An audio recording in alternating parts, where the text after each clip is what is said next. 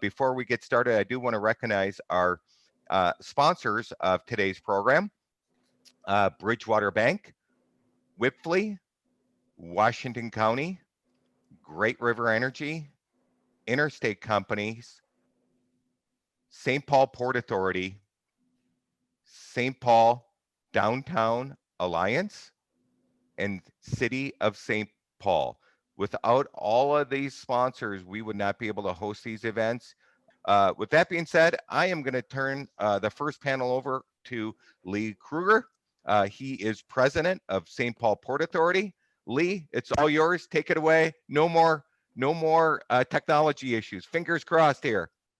All right, thanks, Jeff. I wish that I could duplicate the introductions I did earlier, but for everybody, I'm going to go short because I'm also all out of fireworks, which I was told it was the greatest introductions I've ever done.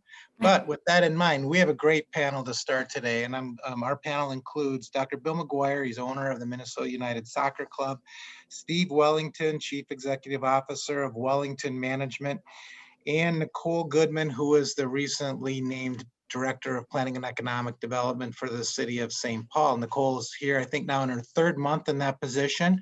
A lot of you have not met Nicolle, so we're excited to be able to have you meet her for the first time today, even though it's virtually. With that, we're going to take it away by turning this screen over to Dr. Bill McGuire, who's going to tell you a little bit about the exciting developments he has planned for the peripheral around the soccer stadium. Dr. McGuire, take it away. Thank you, Lee. Let's see, host disabled screen sharing. Glad to meet everybody. I don't seem to be able to show any slides, however, in the latest technological glitch. Okay, hang tight here. Okay.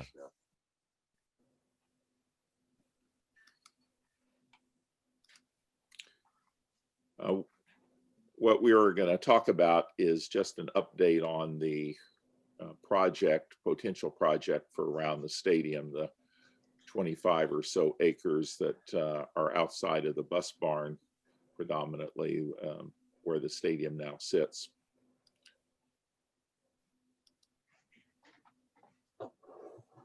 Any luck, Jeff?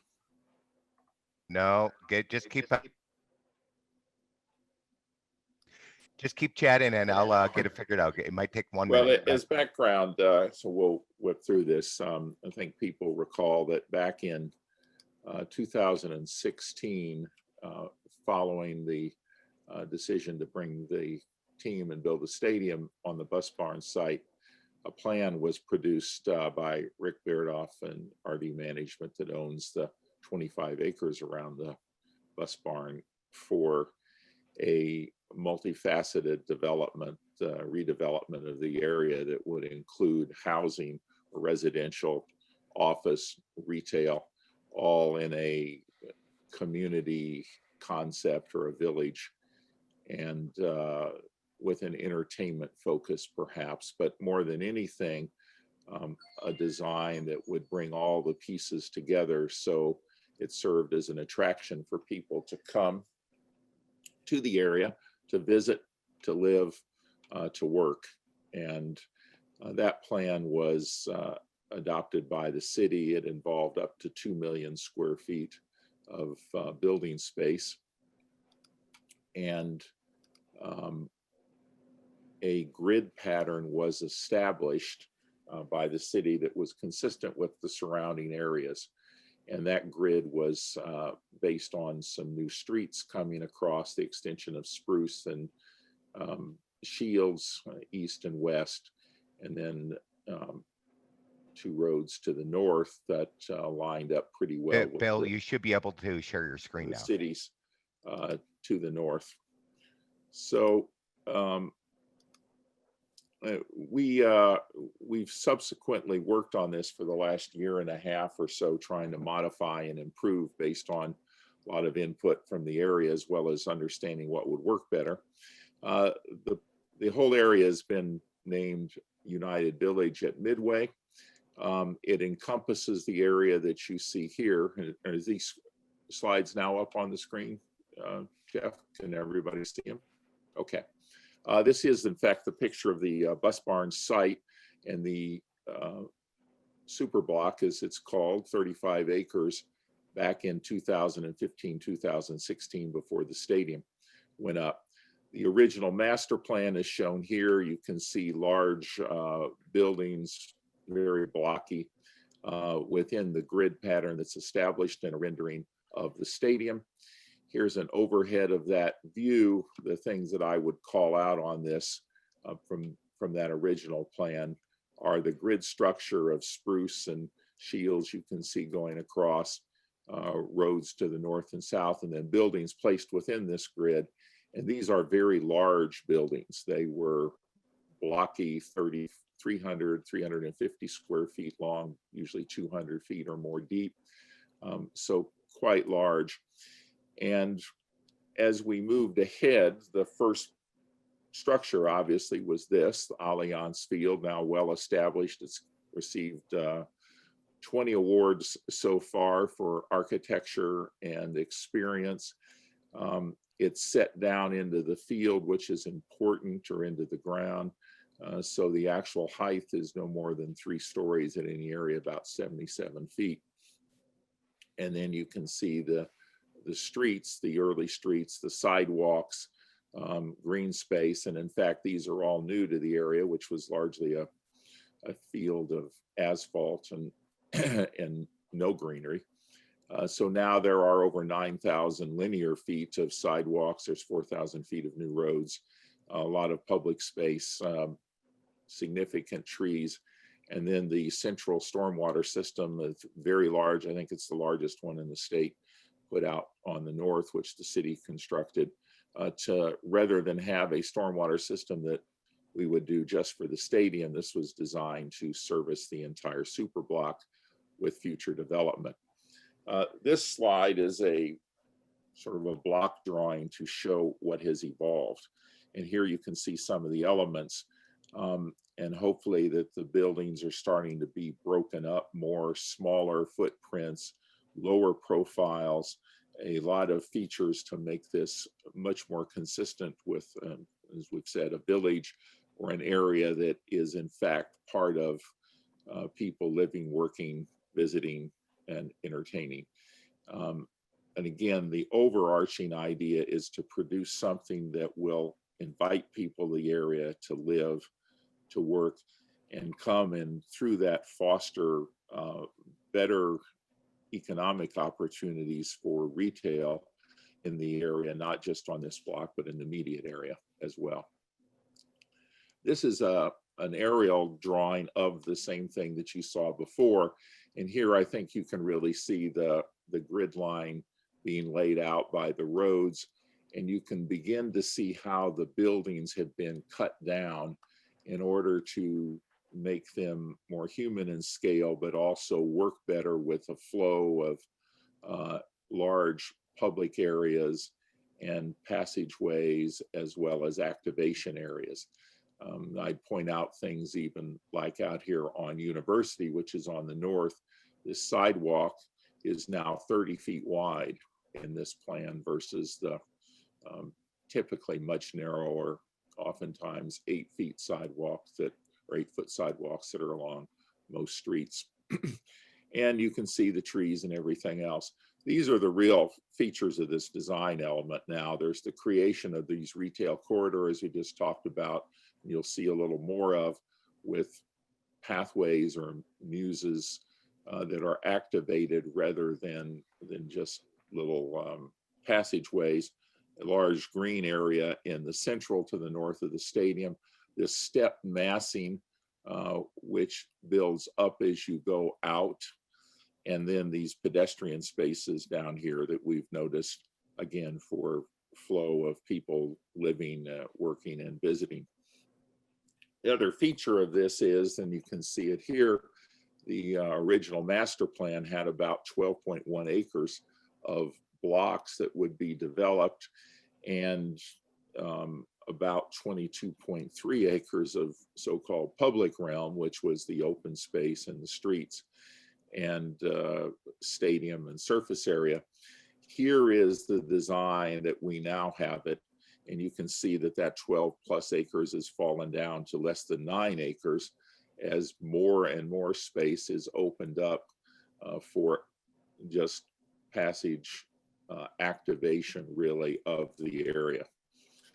And these public spaces then are designed, again, a lot of walking through the areas, everything with sidewalks and curbs and the like.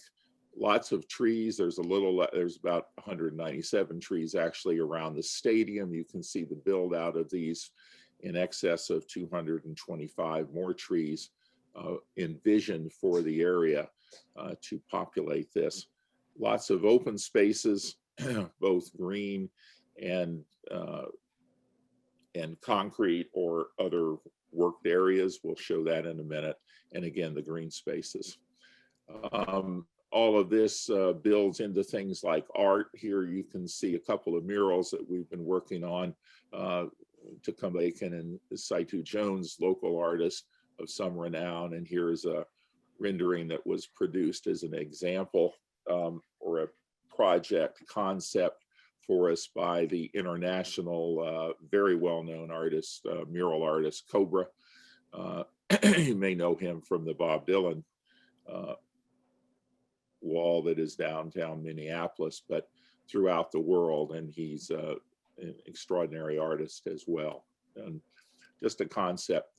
Here is a footprint now that you can see of these various blocks as envisioned. And the reason I show this is just to point out the retail spaces, which are all of these circles. Now, this was designed pre-COVID, and obviously we recognize that there is significant pressure on the retail world.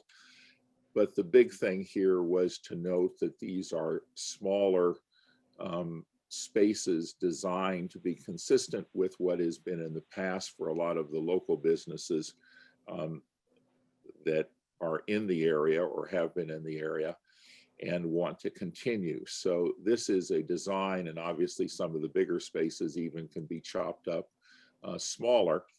But in general, the range is about 1,100 square feet on up to about 13,000 square feet. Might be one of the larger spaces envisioned for retail throughout this area. And again, all of it laid out to accommodate an experience for the area. All the retail is typical lower floor design. And we'll go through a couple of those.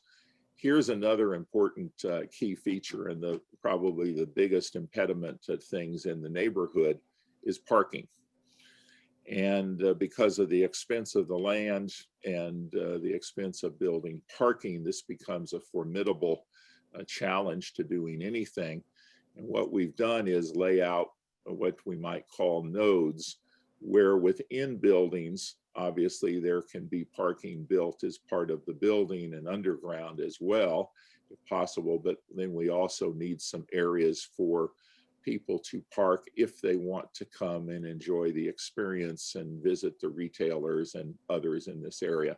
So for instance, here is a node where a building is partially wrapped with retail, but also involves public parking that then feeds the immediate areas around it. And you can see how this is laid out and imagined here.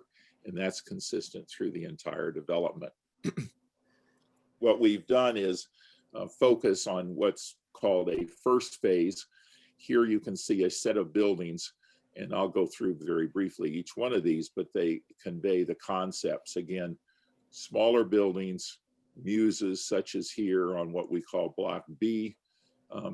Between buildings, here's one over towards Pascal, open spaces and design elements like this. Of these buildings right now, there are 4 of them that are basically financially committed. That comes up to a little less than $200 million of construction costs if we proceed ahead. That is money there ready to go on these. And we're going to just walk through briefly a couple of these. So here's one of them. This is Block B1. You can see it highlighted here in the dark colors. Steve Wellington's building is really just across the street in catty corner here. To this is along Snelling. This is the first one. This is a residential with some first floor retail. This was actually the facade facing Snelling. You can see it laid out here. So it has some retail along Snelling. It also has retail along this Muse, which you can see up here, which is an activated pedestrian space between the buildings. And then this is a B1 build or B2 building, we call it over here, that I'll come to in a minute. But you can see the basic concept with this: retails, wide sidewalks, vegetation, and then these public kind of spaces. Here's B2. I would say this is, by the way, about 230 residential units here in this building. I'm sorry. On the B2 space, or the one next to it, this fronts onto this so-called Great Lawn you can see out here. And this is envisioned as a first floor retail, which is really all food oriented. And we've built up the idea and working with some people about multinational kind of small food vendors in this area, maybe a bit like the Eataly concept, or some call them food halls, but probably different than people have seen in the area before. That's down here. And then 3 floors above, 2 to 3 floors above for office space. And the people that have been engaged with that office space are really a sort of an accelerator or innovation kind of small businesses that could come to the area, grow, share things, and then potentially move on. Both of these buildings are among those that I've talked about that are funded if we go ahead. Here is a layout of this, maybe some would call it food hall, and you can see the ideas here. We're trying to get a flow to go through it. It opens back onto this Muse with the residential building back over here. Here would be the green space to your right, and then you can see these smaller restaurant kind of concepts inside the building. This is the block on the north. This is actually in the center. It faces University right here. Previously, we had this open. We've now blocked it off, envisioning office and retail right here, you can see. And then one of the main features, sort of visually alluded to at the lower left, that is right here. This is about 14,000 square foot playground. Modeled somewhat after Madison's Place. You can see over Woodbury or some big playground areas that really become part of activating the area, activating this, bringing people to at all times. And obviously people coming to an area end up shopping and purchasing, and that fuels the retail business. This hopefully a hotel, a small hotel, maybe 100 to 150 keys, green space there. You can see it here as it's laid out, and pretty exciting potential. Here is a block on the other side of this lawn. So you can see the stadium to the north, the lawn, couple stories, really food, entertainment kind of thing. And the big feature here is an outdoor video screen that can be used as an activation point. Many of you are probably aware of such things around the country. One of the more recent ones is down right adjacent to Wrigley Stadium, where the Ricketts family has taken an area that is actually much smaller than what we're talking about, built a hotel, built residential, some retail, and added this. And for hundreds of nights a week, you have people coming and watching various things, and becomes a community area. This is down in Miami, this is in London. A very exciting thing, but an integral part because we're trying to activate to bring people to the area. Right behind that, you can see another building. Here, this is partially parking embedded in here, and then some retail. And this is that parking that I alluded to that helps serve the retail around the area to the north, etc. And here behind that, adjacent to Pascal, is another building. This is partially housing. and then a proposed building for a group of not-for-profit entities that want to come together, share space. Very interesting concept there.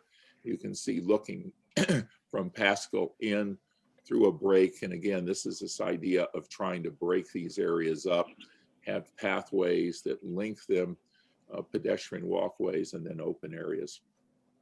Then finally, if this goes on, you can see the layout of second phase buildings, driven obviously by what market conditions and other things are. So that's really an overview of where we are right now. Obviously, these are somewhat simple plans.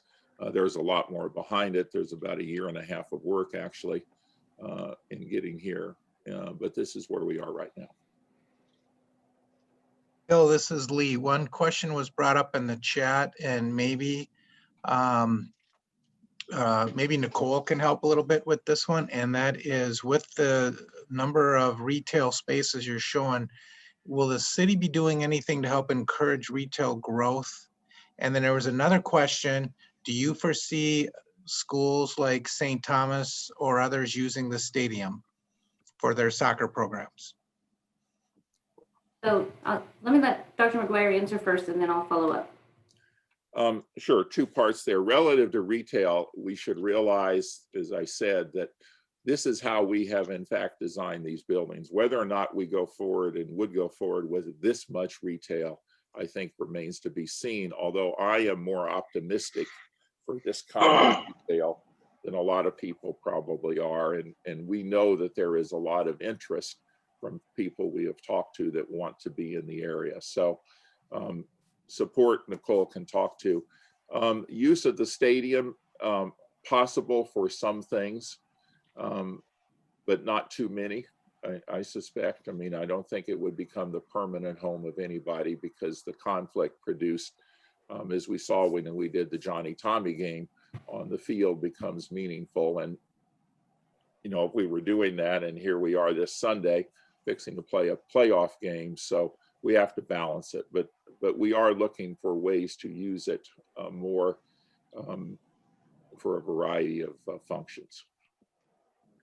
I would echo Dr. McGuire's sort of the word balance, and figuring out what can work there. Looking at as we move through the planning and kind of development of this, any development really. We're here as a partner.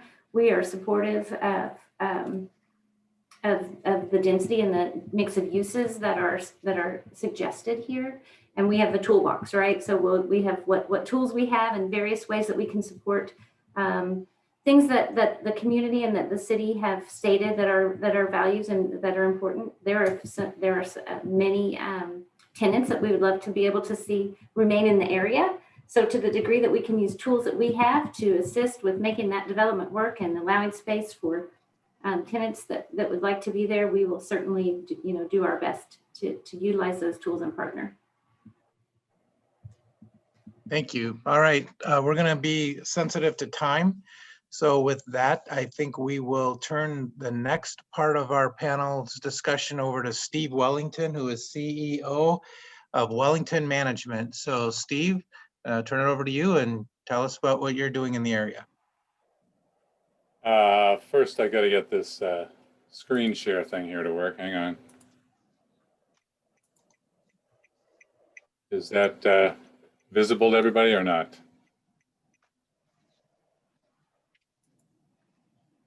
Not yet.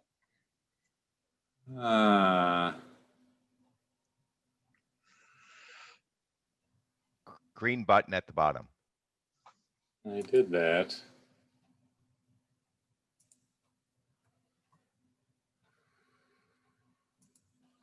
Well, There it is. Okay.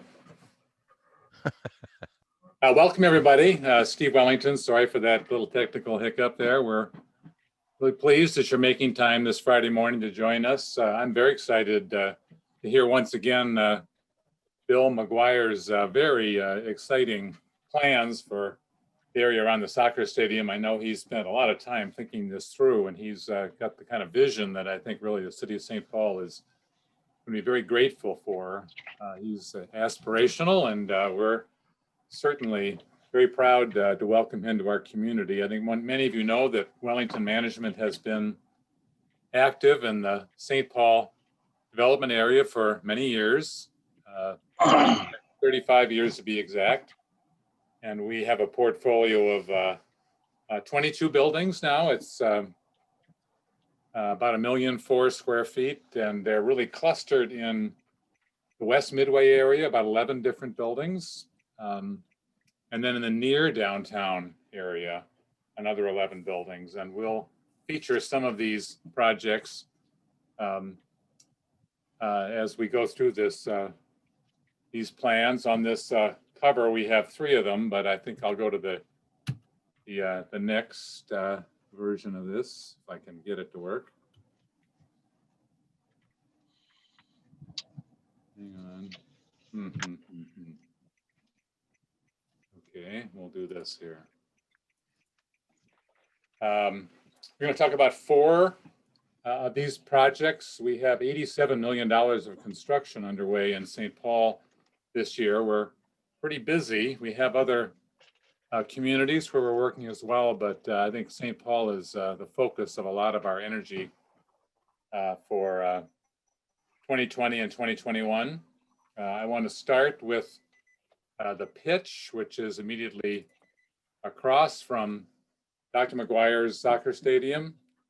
That's under construction currently. It's a $35 million, 160 unit market rate project, although I would say that we're keenly interested in meeting affordability needs in a variety of ways.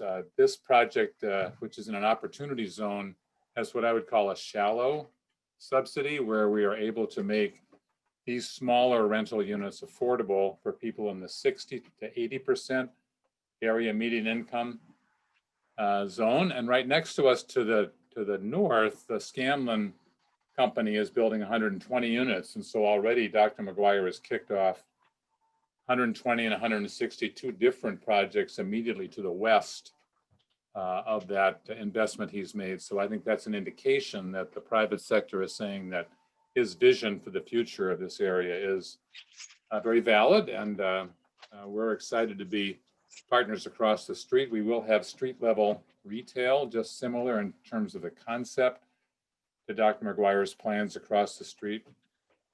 We do expect to complete this project next September and start renting those units. I would add that transit is a very big feature. The attraction, of course, of the soccer stadium is huge, but everybody is familiar with the Green Line along University Avenue, but people forget there's a very effective north-south transit connection, the A bus that goes up and down Snelling, that's been very, very successful. And so that intersection of high-speed buses along with light rail is a pretty unusual feature. And that's why I think Snelling and University is an exceptionally strong location for future development. Further down on University Avenue, we're under construction with Frogtown Crossroads, which is a joint venture with Neighborhood Development Corporation. We're building a $25 million project that has 40 units of affordable housing, along with 25,000 square feet of commercial space that the Neighborhood Development Corporation will own. This University and Dale intersection has had a lot of investment with the Rondo Library and several other developments nearby. And we're excited to be underway with this $25 million project in addition. And that is also under construction. You'll see a construction photo there on the slide. And we expect to have this completed in about 12 months from now.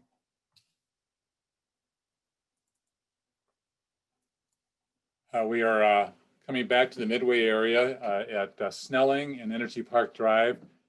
We are kind of celebrating the success of a company called Minitronics, which has been our tenant since 1999. They started leasing from us in 5,000 feet in the Court West building across from KSTP. And they just signed another 10-year lease for 180,000 feet. They've grown from 5,000 to 180,000. This is their corporate headquarters. They're a medical technology firm, engineers and people that are engaged in producing medical equipment that have been very successful. And I think it's a testament to St. Paul's ability to nurture and grow these technology companies that indicates that we can accomplish a lot if we work together. And we're pleased that they're going to join us. And we're in the middle of renovating buildings and expanding them. A $12 million project that should wrap up in about 6 months. And then finally, we're just about to break ground on a new 80,000 foot office building in Riverbend Business Park, where we have been joint venture partners with the St. Paul Port Authority since, I believe, 2003, Lee. I think many of you are aware that the Port Authority, which is a very innovative governmental agency, does partner with developers like us to create business parks and other investments. And this is the capstone of about 15 years worth of work. We have 3 other buildings in that Riverbend Business Park off of Shepherd Road, adjacent to the Mississippi River, that are all 100% occupied. And this project, we're looking forward to, as I say, breaking ground and wrapping this up by next fall. So that's a $15 million investment. So $87 million is an indication that we're pretty enthusiastic about the city. But we do have 22 buildings, and just a comment before I turn this over to questions. You know, our occupancy is held up despite, a pretty tough year in terms of the pandemic. You know, we feel that even the office folks, everybody says they're all going to leave and work from home forever. I don't see that happening yet anyway. Our occupancy for our 11 different West Midway buildings is in the 95% range right now. And the other 11 buildings that are in the near downtown area are also well occupied. In addition to this Riverbend Business Park, we have the Drake building across the river from downtown, as well as a office warehouse project called Riverview Business Park. And all of those properties are doing very well. So we're optimistic, maybe cautious, because who knows what the next year holds, but I think there's a lot of promise in terms of opportunities in St. Paul, and we're happy to be part of it. Thank you very much. Thank you, Steve. And I know I've been passing on the questions. I think one last question that came in and this may be to all panelists, and the question has to do with levels of affordability what levels of affordability you think will be achieved in the residential uses? And I would guess this would be centering around the university and Snelling area. Does anyone want to answer that question? And I think, Nicolle, you could join in too if you have any ideas on what the city's looking for. Thank you. Yes, thank you. I can point to the comp plan and what goals are, right? And there are community benefit. There's a community benefit resolution in this area that relates to the goals for affordable housing. I believe I'm looking here. Different levels of affordability are laid out as goals, and each development, obviously, we have to look and see how that works, how the math works, how we can assist with the tools that we have. It looks like generally a mix is 30% are affordable to households earning 60% of AMI, a third to households earning 50% of AMI, and a third to households earning 30% of AMI. So when we are supporting when the public is supporting a development project, we try to look towards those goals. I can't speak to what will end up in any given project at this time, but there are certainly goals. And as we do our community engagement with any given area or plan, that those goals are always in mind, and those are goals that the City Council stated as well. At the University Village, the planning from the beginning has been really probably on 2 areas. First is market rate housing, which is what is required given the land costs that are there, particularly with the prior buildings and stuff that the landowner has. And we have also been exploring what some call workforce housing, which is probably in the 60 to 100% of AMI as well for some of the buildings. But that's as far as, that element is just under consideration right now on one of the areas. The first building that is shown in the B block has been configured, and the investors align for market rate, just like Steve's across the street. All right, well, that's the questions that have shown up, and I just want to thank our panelists, Steve Wellington, Bill McGuire, Nicolle Goodman, for joining us this morning and working through these technical issues, but we put it together and put together a good panel. So on behalf of the Port Authority, we appreciate you guys joining us, and we will now turn it over to the housing panel, which Andrea Novak will take over. So thanks everybody once again for joining us. Thank you, Lee. Thanks, Steve. Great. I don't know how to get rid of the ocean. Sorry about that. Huh. Okay. Well, welcome. I am not welcome, I guess.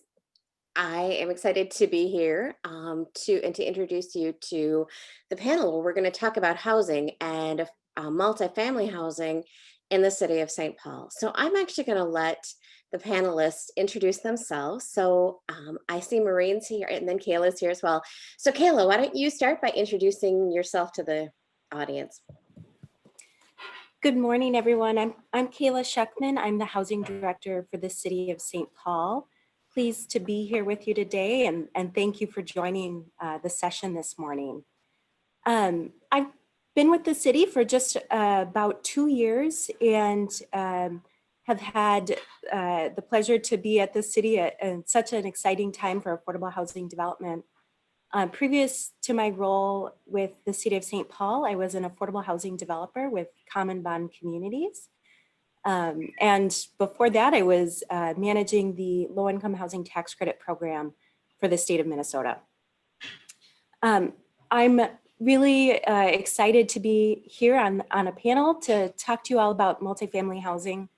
Housing is such a foundation for success in our community, and multifamily housing is part of what makes our cities dynamic and vibrant, and really opens up access to all in our communities to enjoy all of what our communities have to offer.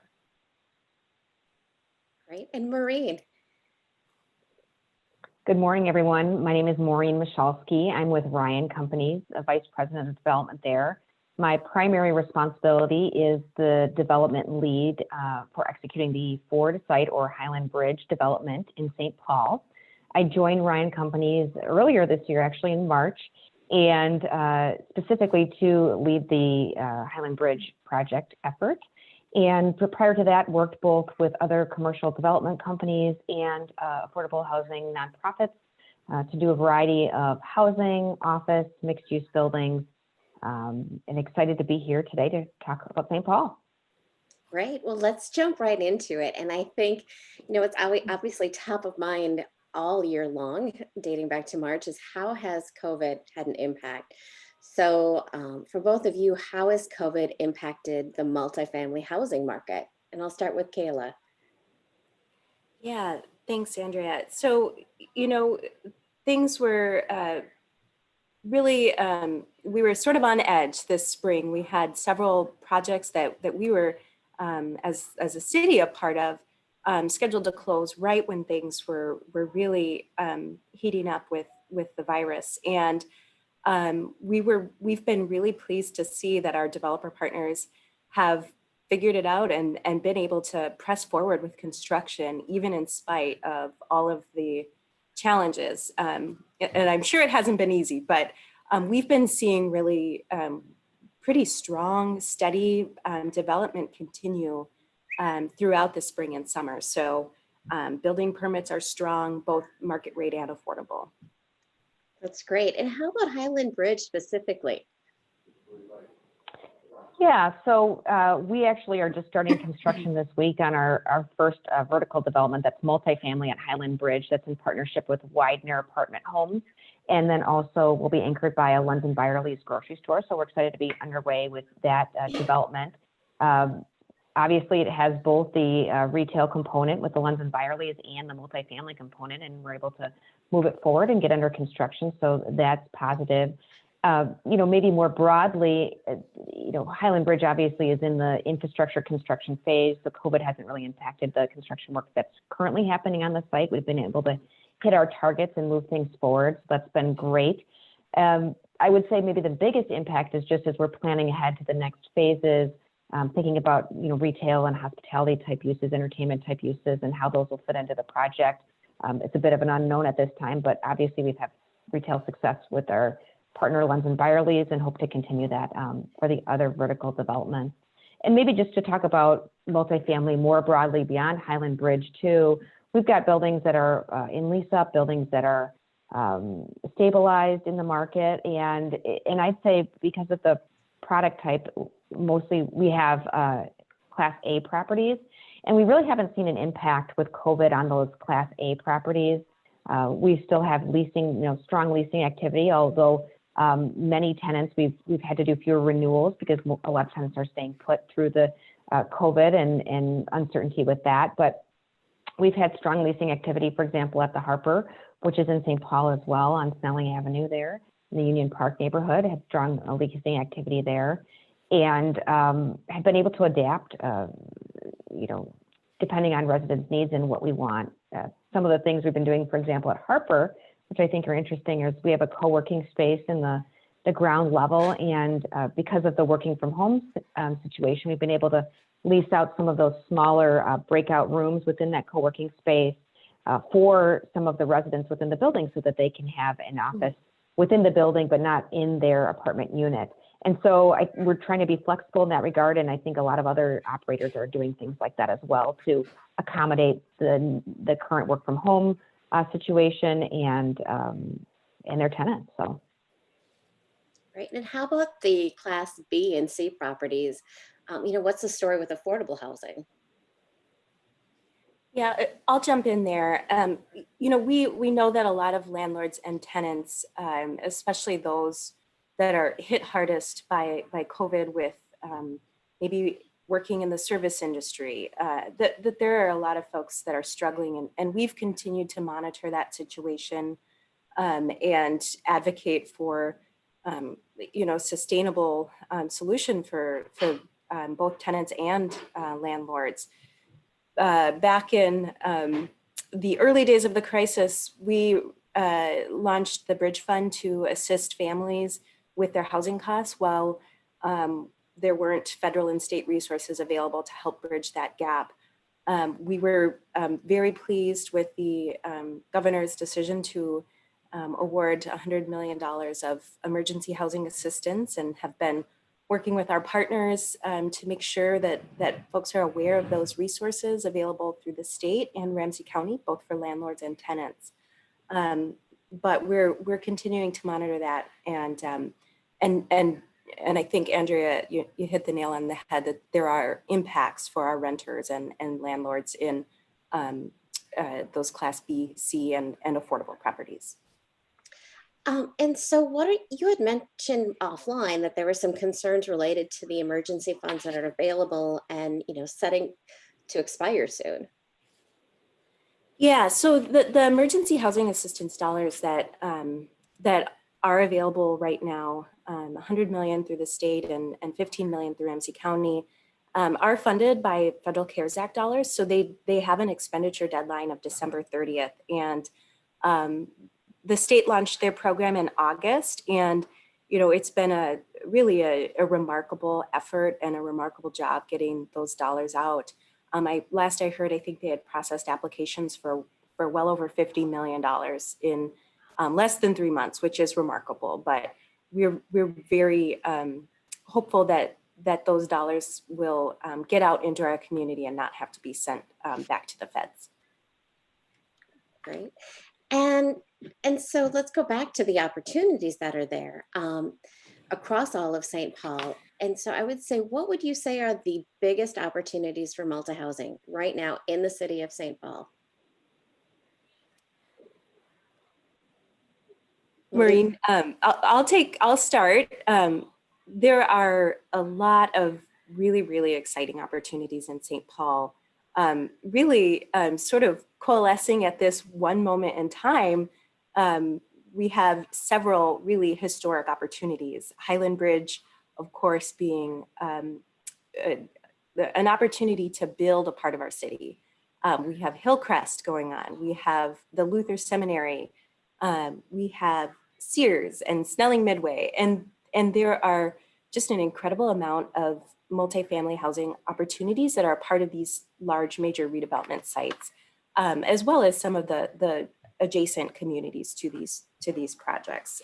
We'll talk a bit later in the panel about the West Side Flats, which is another really exciting opportunity for multifamily housing. And I would maybe add to Kayla's comments as well that, St. Paul is, more constrained than Minneapolis. So there's more opportunity in St. Paul right now because it was later to start some multifamily development. And so there's more, unlike Minneapolis, which has in the downtown core and uptown and neighborhoods like that, North Loop has seen a lot of activity.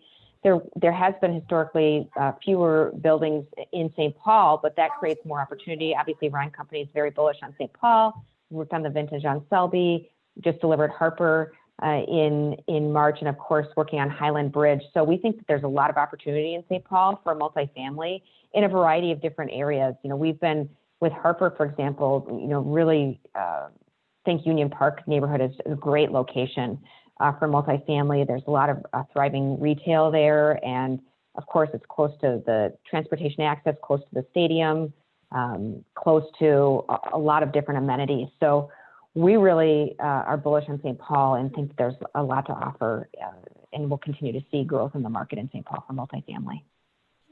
Exciting. So let's dig in a little bit deeper. And I know you have a presentation to talk about Highland Bridge. So if you want to start your PowerPoint. Yeah, let's see what we can do here. All right, how's that looking? Okay? Good. Great. So I'll just walk through some of the highlights at Highland Bridge. I'm going to keep it a little bit brief, and so I'm not going to touch on all the great things happening at Highland Bridge because we could be here for hours to talk about that. So we're just going to hit the highlights and of course, happy to answer any questions. So 122 acres acquired by Ryan Companies and Widener Apartment Homes in December of last year. This is generally what the site plan looks like for the site. We've got some 1 to 6 unit homes along the river. Pulte will be doing row homes in this area, just inboard. We've got a variety of multifamily here that will be done in partnership with Widener Apartment Homes, also a Project for Pride in Living and Common Bond Communities as our affordable housing partners. Twin Cities Habitat for Humanity will work on some row homes, affordable row homes within the Pulte area and row home area. And then we've got a variety of mixed use developments planned for the northern part of the site, which I will dive into in a little bit. Some of the key attributes I wanted to touch on, 55 acres of the 122 are public and open space. We've got 10 miles of pedestrian and bike path and 4 new public parks that are being planned. So there's a lot of civic and park space in this development, which will be a great amenity for not only the new residents, but also the existing Highland community and beyond. So all of this land for these civic spaces and public spaces has already been deeded to either the Master Association or to the city of St. Paul, as well as 5 acres approximately to Highland Ball to preserve the ball fields on the east side of the site. So a couple of images of what some of these spaces look like, these civic spaces. This is the Civic Square. If you're looking, standing on Ford Parkway here, looking south along Creighton Avenue, and we have a Civic Square that's the main pedestrian entryway into the site. This would be the central water feature, which the water itself is 2 acres. And so it's a huge amenity and huge area. It aggregates the stormwater for the entirety of the development and then helps clean it, filter it, and then sends it through a Daylight Creek south and then connected to Hidden Falls Regional Park to the south. So really great opportunity to not only manage stormwater, help with sustainability, but also create a wonderful, unique amenity for the area. Again, this is looking north towards Ford Parkway at the south end of the central water feature. This is the opposite view looking south from the north side of the site. Ford Parkway would be behind you. We've got a Civic Plaza that's in the center there that you can see in the foreground, which is about the size of Mears Park to give you a sense of scale. And then of course that central water feature and the pathways along it. There'll be pedestrian pathways along the feature itself, and then a variety of bike and ped paths just a little bit inboard there, abutting the row homes on the west side of the site and the multifamily on the east side of the site. And at the end of the central water feature on the south side, as I mentioned, we'll be connecting to a daylit creek that was there underneath the previous Ford plant. We daylit that creek, and then that'll be connected, of course, to Hidden Falls to the south. The parks and civic areas, we just touched on, which are kind of in that red outline. The parks, the 4 public parks that are being planned outlined in yellow here. We've been going through an extensive process with a public advisory committee over the last, I don't know, maybe 6 months, 8 months or so. I've had multiple meetings to get input on those, and we'll be actually soliciting some additional input on our website here coming up next week. And so I would encourage people to check out our highlandbridge.com website in the news, and if they'd like to provide input there, love for them to do so. Also, that will be available on the City of St. Paul Parks website. These are some of the amenities that will be featured in the different parks and the civic spaces. The outlots B, C, and D are those civic spaces, and then the parks A, B, C, and D will be named through a naming process with the city. So there'll be something more clever than Park A, B, C, and D at some point here in the near future. But we're excited about the variety of amenities that will be offered throughout this park planning and in the parks at the site. If you want to learn more about the parks, I would encourage everyone to look at the City of St. Paul website. The Parks and Recreation Department has a great site there that talks about the community engagement process, has posted drawings, and then again next week we'll be posting for some additional public input on the site. So I would encourage you to check back maybe Tuesday, Wednesday next week if you'd like to provide some input yourself. So kind of going into the construction development, because it's always fun to see what's happening with the infrastructure on the site.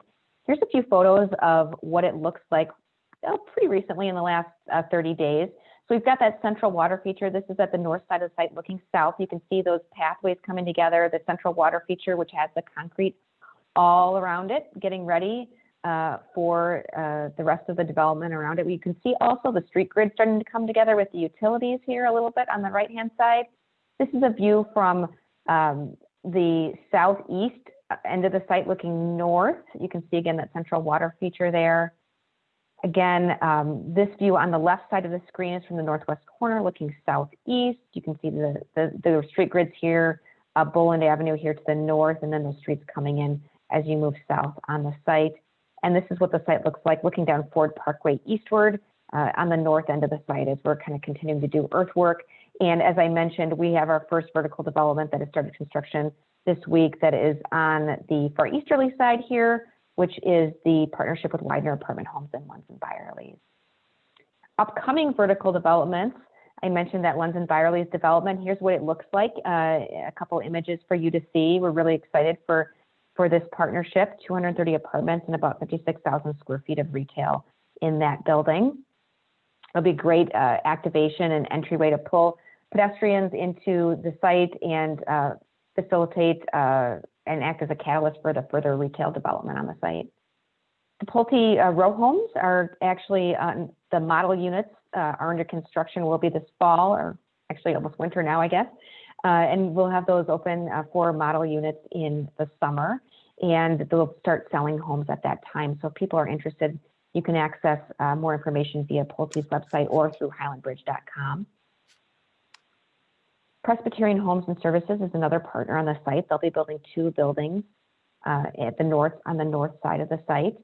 This is generally what the layout looks like. They'll start construction in the summer of next year, open in 2023, 300 total units with a variety of care, independent living, assisted living, and memory care for those residents. So we're really pleased to partner with Presbyterian Homes on the site and excited to have them to start construction next year. Here's a view of what one of their buildings will look like from that central water feature and plaza area looking northwest, on the site. And then I want to touch on of course, our important affordable housing partners. Affordable housing is a key attribute and important part of the overall site development. Common Bond Communities is working towards their first development on the site, 60 units of affordable senior housing, just south of that Lunds and Byerly's acre development that I spoke of earlier. They will be hopefully learning about their funding later this month or next month from the Minnesota Housing Finance Agency, and we'll see how that goes, and hopefully we'll be under construction next year with that project. And then our other partner project for Pride in Living has a development they're planning on the northwesterly corner of the site, 135 apartments, a mix of workforce housing, and then another building that's for very low income women and families, specifically in the Emma Norton program. So that also houses the Emma Norton corporate headquarters. Very excited about that. So they're planning towards that development. They are also waiting to hear from Minnesota Housing on some funding for their developments as well.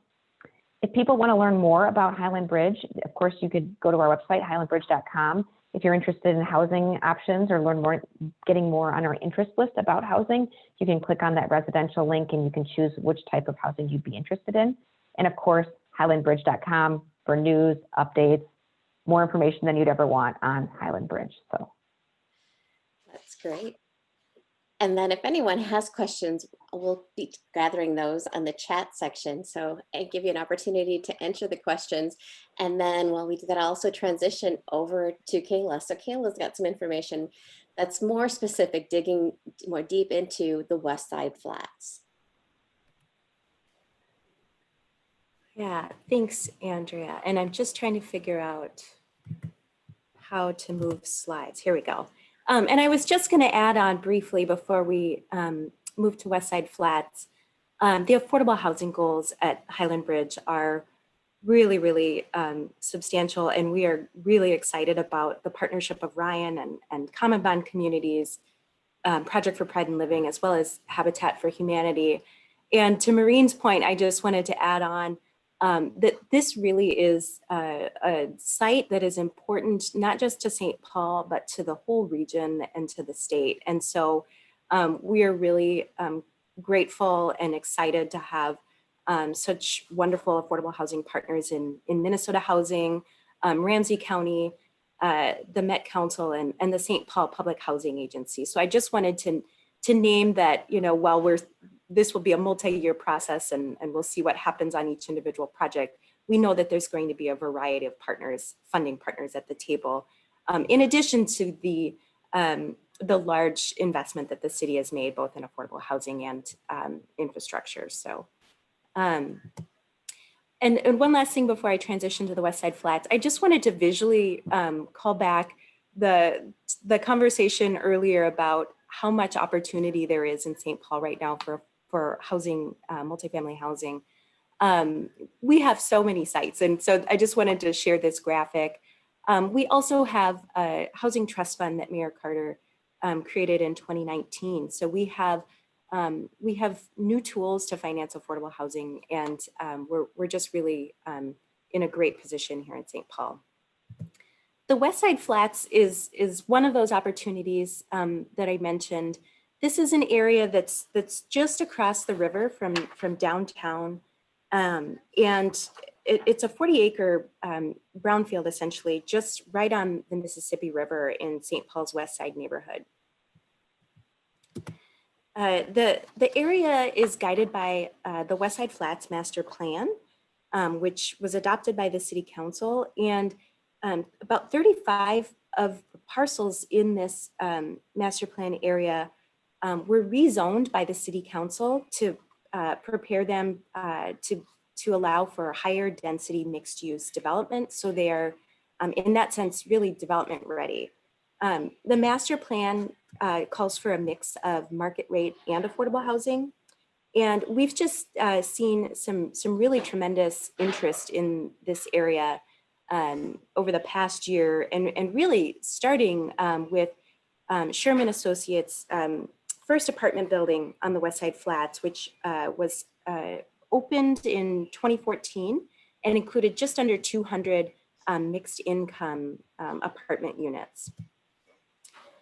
Most recently, during the height of COVID, Sherman Associates closed and started construction on an additional 253 units on the West Side Flats, made up of 2 buildings, the Scenic and the Verdant, one being market rate and one affordable with pedestrian and bike access to the Mississippi River Esplanade, and being one of the first buildings, multifamily buildings in the state to be designed to meet passive house design requirements, which are targeted to reduce energy usage by 80%. So you can see the cranes there, and we're really excited to see that project contribute to the West Side Flats area. Another project I just wanted to highlight in terms of sort of the recent activity we're seeing is the Cordell at 84 Water Street. Reuter Walton is working on 136 market rate units, which is, as you can see here, nearing completion and already in the lease up process. So we're really excited about what we're seeing on the West Side Flats. And while, you know, construction's been very active and we've been hearing a lot of interest from our developer partners, there's just a lot of opportunity that remains there with a large swath of vacant land available at Plato and Robert and several other available parcels, including a city-owned lot. So yeah, we're really looking forward to seeing what's to come on the West Side Flats.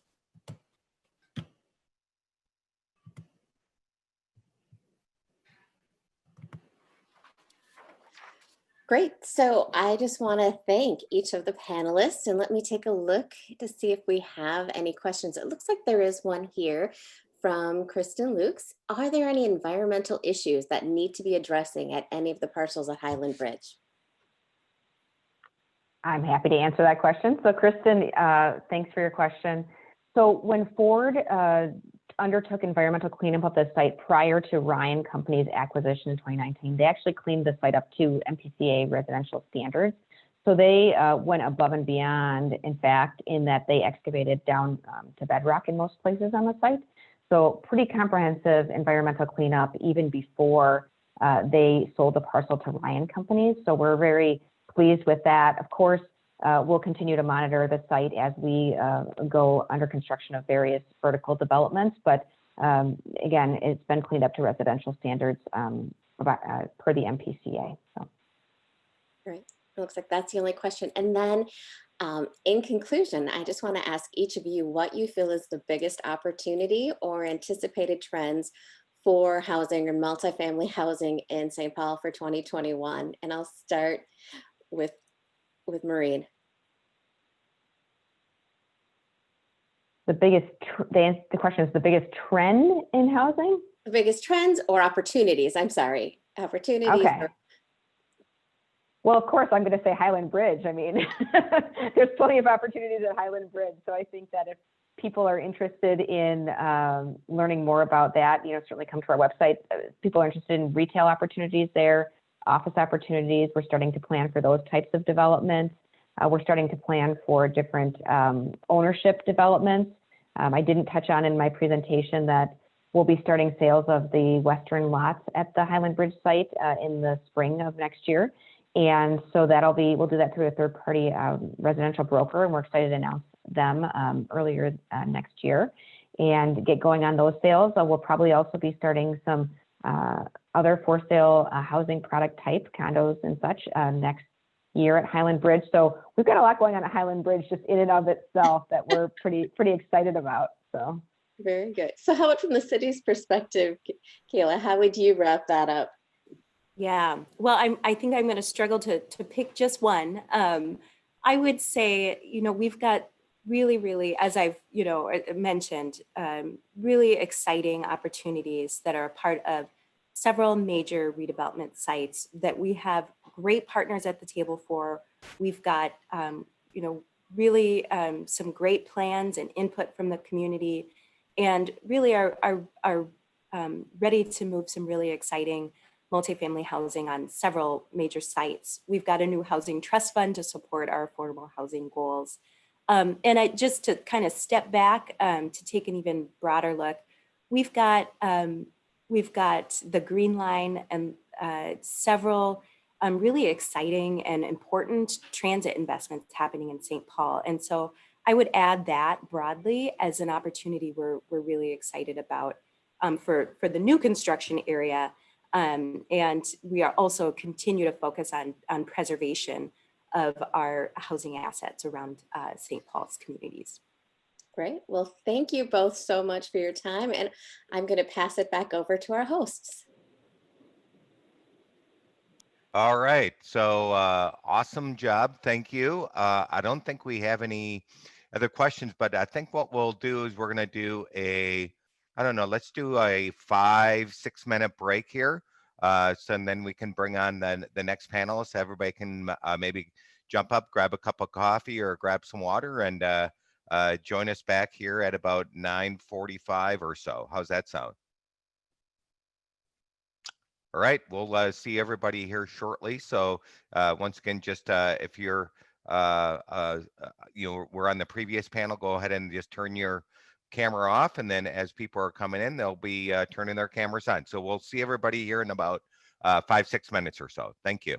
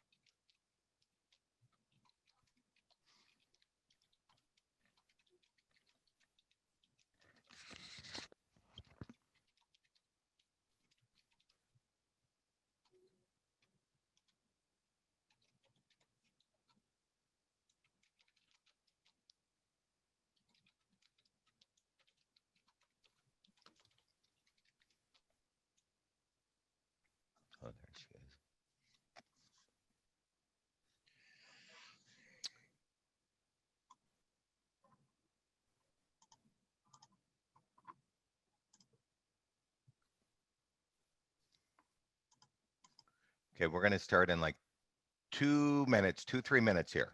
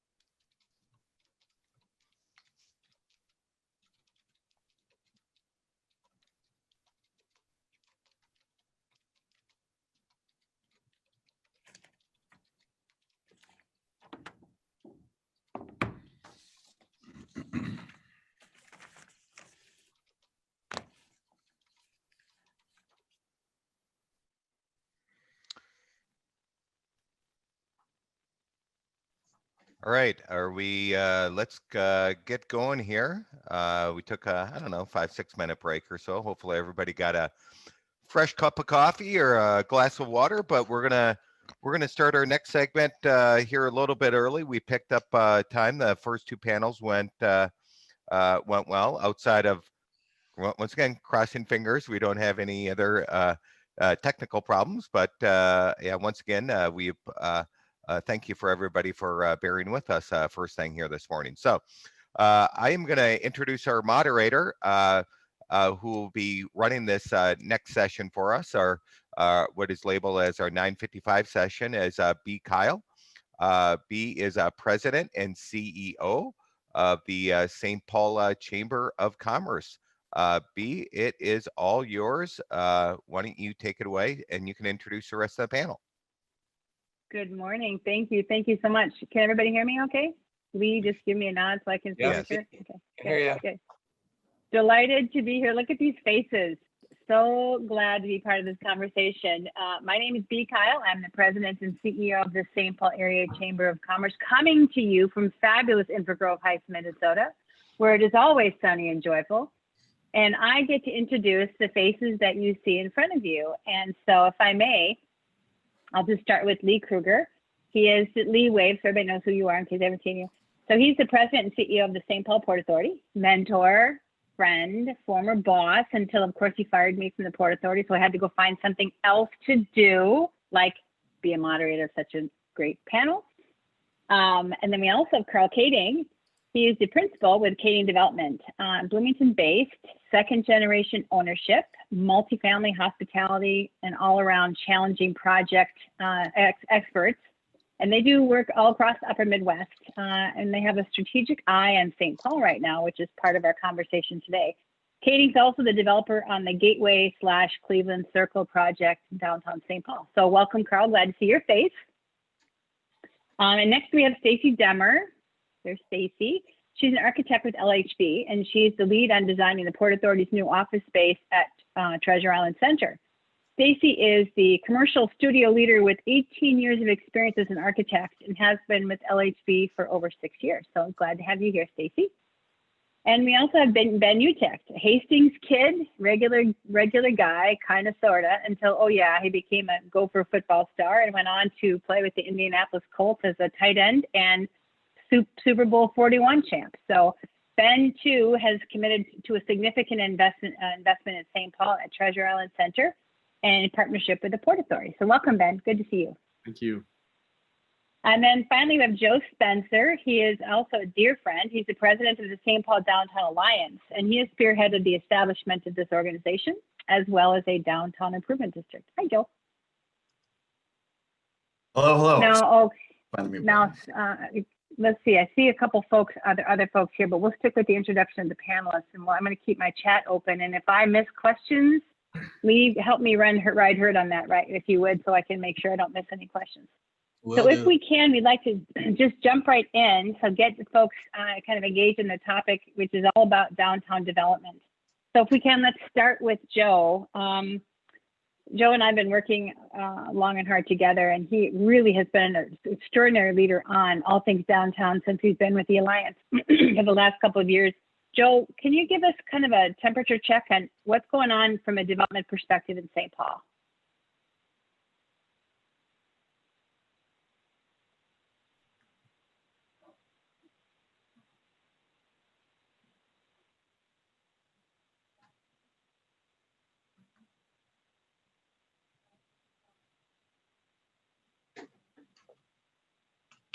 Just unmute yourself, Joe, and then we can see your slides.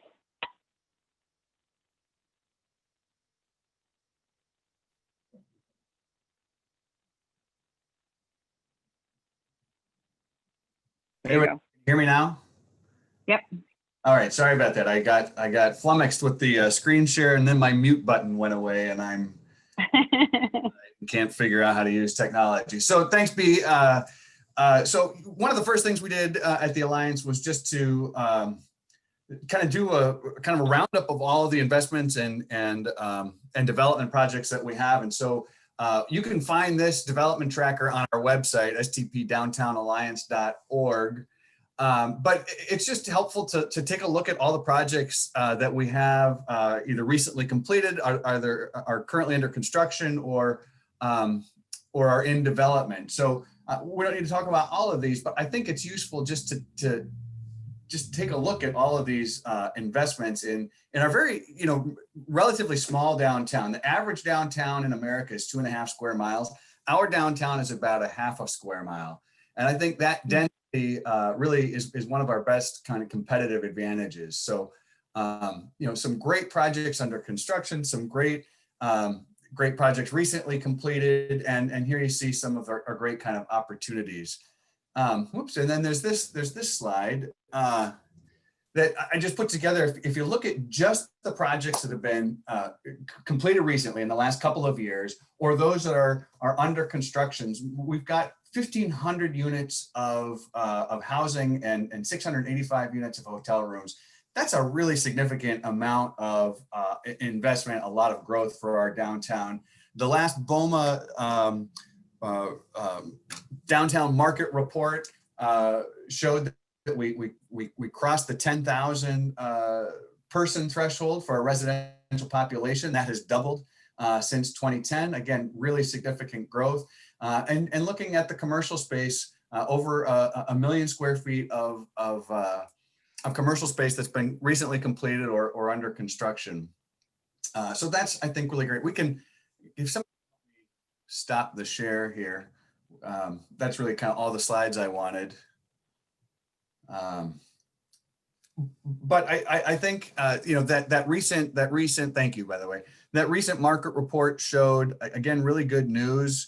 It was a snapshot basically as of Labor Day, as of the end of summer, and showed that occupancy for commercial space, it actually, it held serve, right? It grew a small amount, but that was, I think, really great relative to some of the fears people had about how the pandemic would affect commercial office leasing.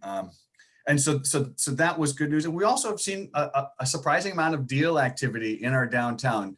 New headquarters and leases signed at the Osborne building, in the 428 building, that great well certified building where we have our office in the Wellworth, the co-working space. Beautiful building. Great to see 2 full floors get built out there. New deals in Wells Fargo, and in fact, one of the complaints I'm hearing recently is tenants who are looking to maybe come to downtown St. Paul or renew their leases. I think there was an expectation that because of the pandemic they'd be getting discounts, and what they're finding is our occupancies and our numbers and the market outlook is actually pretty strong, and so people are kind of keeping firm with their lease rates, which may be frustrating for those tenants, but I think good news for the overall market, not unlike what you heard from Steve Wellington in his buildings in the earlier panel and some of those other panelists. So I think generally good news. And again, we're looking at a downtown, like Maureen said on the last panel,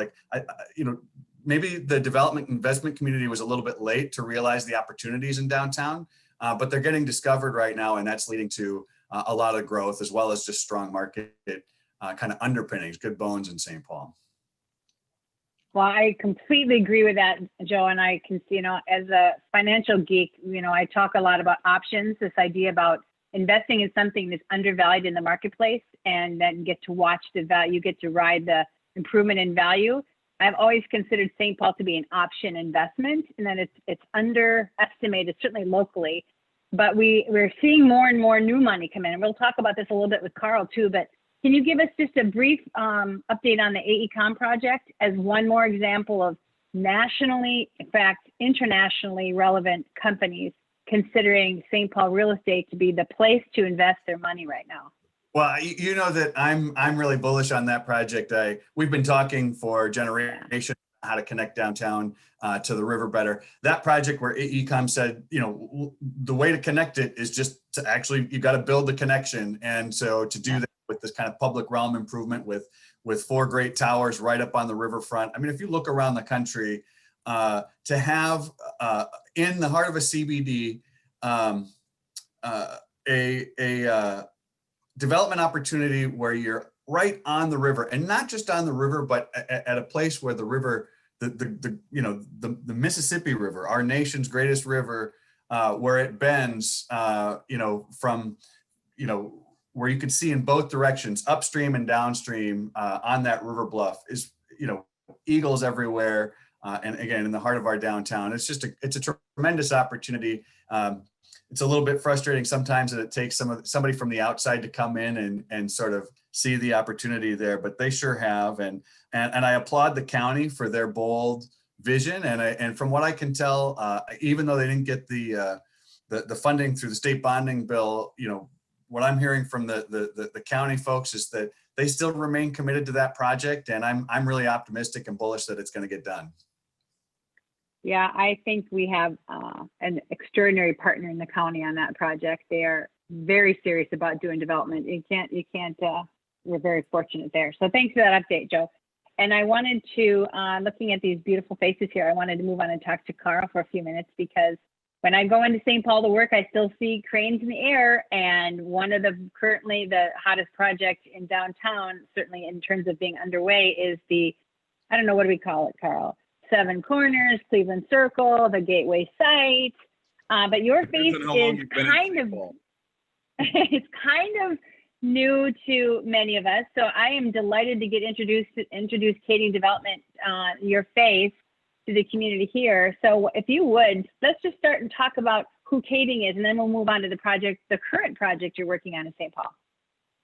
Sure, absolutely. And yeah, as you noted, it depends on how long you've been in St. Paul. I think if you've been there for a long, long time, Main Street used to cut across that site. And I think if you haven't been there for quite as long, like myself, we call it the Gateway site. And in between, there were renditions of, I believe, Cleveland Circle and 7 Corners. So it took us a while to realize that we could all be talking about the same site when we sat down in a meeting, and 4 of us used different names for it. But we got used to that. Yeah, the company, it was my father's company. He started development in the early 70s. I joined the company in the 90s. He and I have been working side by side. We're kind of a smaller boutique firm, if you will. We have a number of employees and a number of large projects under our belt, but we'll kind of tackle 1, maybe 2 projects a year. And they'll be the more complicated, but at the end of the day, perhaps challenging and satisfying projects that when you actually get them done, they're really an accomplishment. So,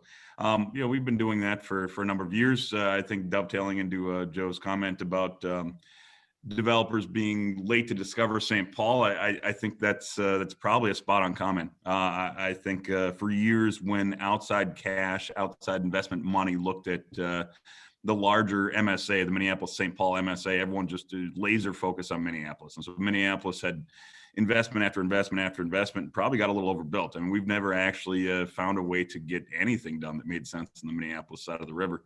We've done a little bit on the university campus, but that said, it's just, that's where all the institutional money ran for decades, and they skipped over St. Paul. And as a result, Minneapolis got a little bit overbuilt and a little bit, not enough money made it into St. Paul. And so we've seen that as a huge opportunity over the course of the last few years.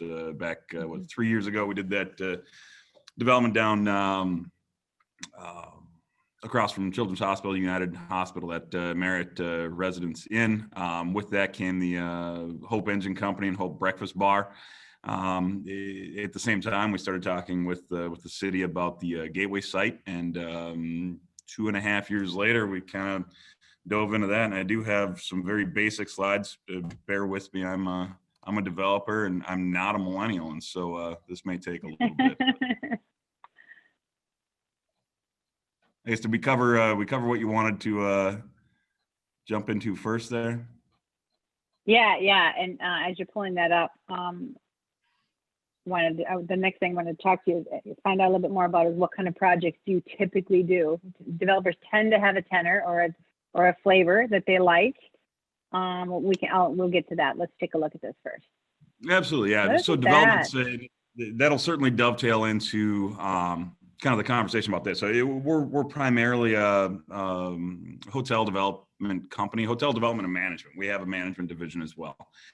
We do some multifamily and a little bit of retail. They all kind of dovetail together often, where a site may require both or all three, and this site required all three. And so we've done a little bit of all these before, and this site does have, this is the Gateway site, different renditions of the name. Let's see if I figure out how to go to the next slide.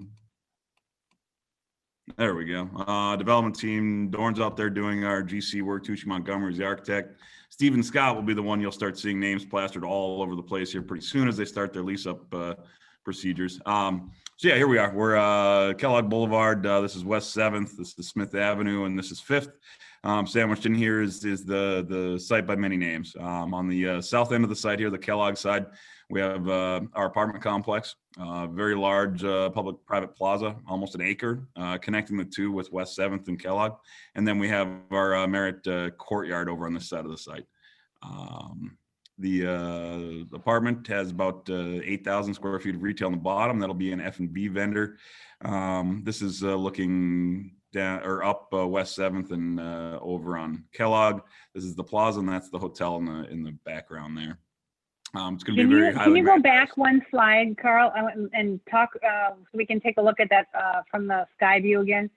Is there an open area? We'd seen previous iterations of this where there was a sense of space in it. Maybe you're going to get to that, but is there right down the middle of the project? What's that? Yep. The gray area there. Yep. So this is access for the underground parking for the apartment here, and the portico stair for the hotel. I have a better kind of rendering of this toward the end of the slideshow here that will show this plaza. But keep in mind this area right here that I'm kind of circling with my mouse as we get to that. Okay.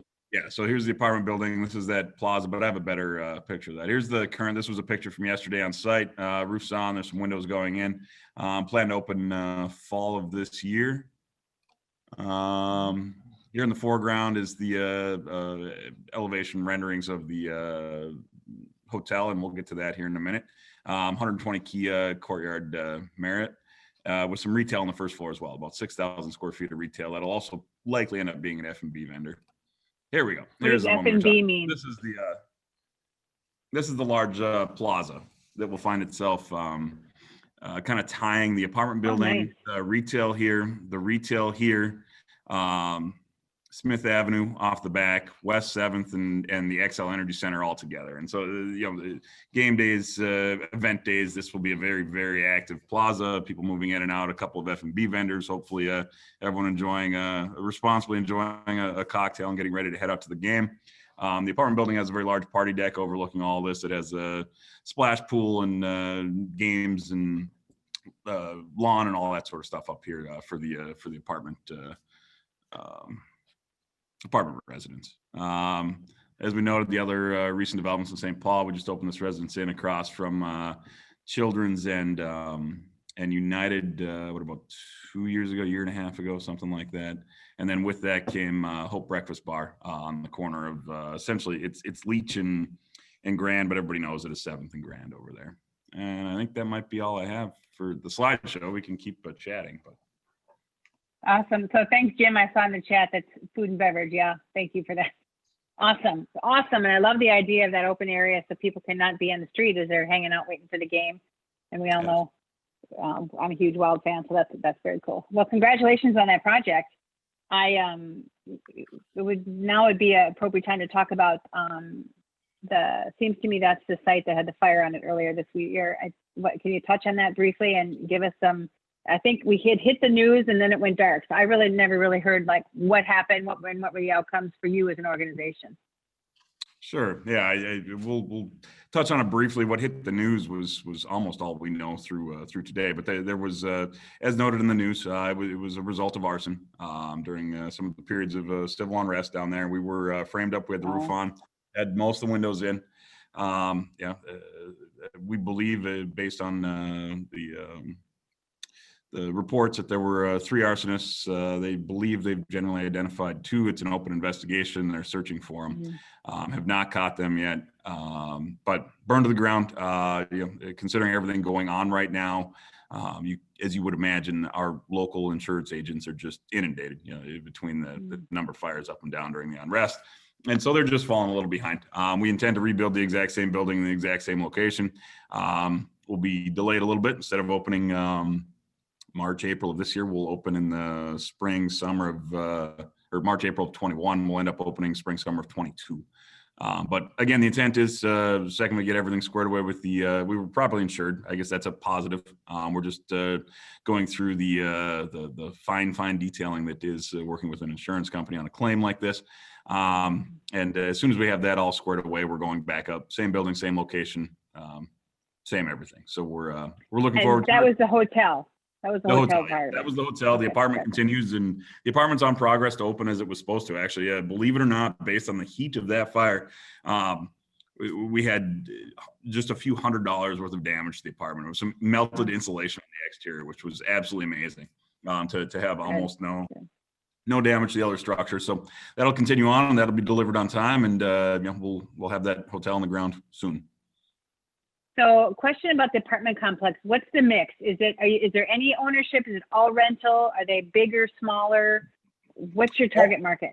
All rental, large range of types of unit. I mean, there's some beautiful, I think they're 2,000-3,000 square foot penthouse units that are up, on the 6th floor that have sweeping, verandas that look at the cathedral and look down the river valley and have some beautiful units, and all the way down to, depending on one's budget, some smaller studio units on the 2nd floor that may stare across the street at Smith Avenue and, be budget friendly. And so a huge range of options of the building, all very high-end Class A finish, beautiful building, appropriate for this location. Very, very nice. Excellent. Well, congratulations on the project. We've been, of course, watching it for years, so we're so delighted to see that the energy continues and it's going to come to fruition next year. Can we pause for a moment a little bit on the whole idea about bringing on developers into the city? And there's other new money coming in, and I think it's just beginning. So you're an organization that does business across the Upper Midwest. You like challenging projects as one of your fortes. And St. Paul you've done some things recently and of course now. So can you talk a little bit about bringing new investors into St. Paul and why? What are you seeing? Yeah, absolutely. It's no secret. You go check the press releases or anything like that. Our largest JV partner is a group called Inland out of Chicago. They do a lot of the capital raise work for us on these projects, raise money nationally. I think the 3 St. Paul projects, they sold out near immediately. We're talking, I think, almost less than a week for most of them. I couldn't hit the number perfectly, but they sold out very quickly. While they might be challenging to put together, once they're together, the investments make sense to an investor that's looking at the nuts and the bolts and is not looking for, hey, this is Minneapolis, St. Paul, I have to be in Minneapolis. Once they get themselves past that and actually dig into the documents, they realize that St. Paul is a really great place for money. And so, we're talking between our last 4 projects, I think we've invested about $100 million in downtown St. Paul, and it was all very easy enough money to raise. And St. Paul is not a hard pitch. It really isn't. It's a great place to develop. Awesome. Thank you, Carl. I appreciate that. And so next, I want to talk about three of my favorite words: Treasure Island Center. Love that building, love that project, love the story. And I want to introduce my good friend, Lee Krueger from the Port Authority. Lee, would you tee up the story? Tell us the story about what Treasure Island Center was, what the market wanted it to be, and what you ultimately dreamed it could be and is coming to fruition. Well, thanks, Bea, and thanks for having this be brought on the panel. I know a lot of people have heard the story about this over the years, so it's always fun to talk about it because there are so many layers to it. This project goes back to 1962 when it became a Dayton's department store, and I'll have a picture or two of that. What happened was, as we all know, the department store market has changed over the years and continues to do so. I think we see changes today, but the last few years of the Macy's operation, I think people saw the racks get farther and farther apart from each other. They started to see the less and less inventory, and it was just a matter of time. It was a full city block, 540,000 square feet over 6 floors, 2 of which were, for the most part, underground. And we also have about a third of the building was parking ramp, 2/3 was actual department store. So it was built with more concrete than anyone could imagine. And so, I mean, it was a fortress. And when Macy's started to put it on the marketplace, there were some users looking to buy it. Some people wanted to do multi-tenant retail. Other people had some, what we'll call, less than desirable uses for it. And for those of you, I'll show you a couple pictures here in a second, but it is at the corner of Main and Main in downtown St. Paul. Historically, Main Street was Wabasha and 7th, which is now 7th Place. So between 6th and 7th on Wabasha, that's the main part of downtown. And this building is crucial for what happens in downtown. And this panel being part of the downtown panel, we really want to make sure that we did not make a decision on this particular city block that would be something that we would regret for the next 20 to 30 years. Mm-hmm. Some of the users that were looking at it was because of the concrete in there and the structure of the project, it could easily have been converted to 100% parking. We didn't really think that was a great idea. Other people loved the idea of turning it into cold storage and mini storage. Now, as Carl and other people develop housing, and there was a housing panel right before us, and you'll hear about housing at Ford, or you'll hear, or at the Highland Bridge site, you'll hear housing on the Hillcrest site.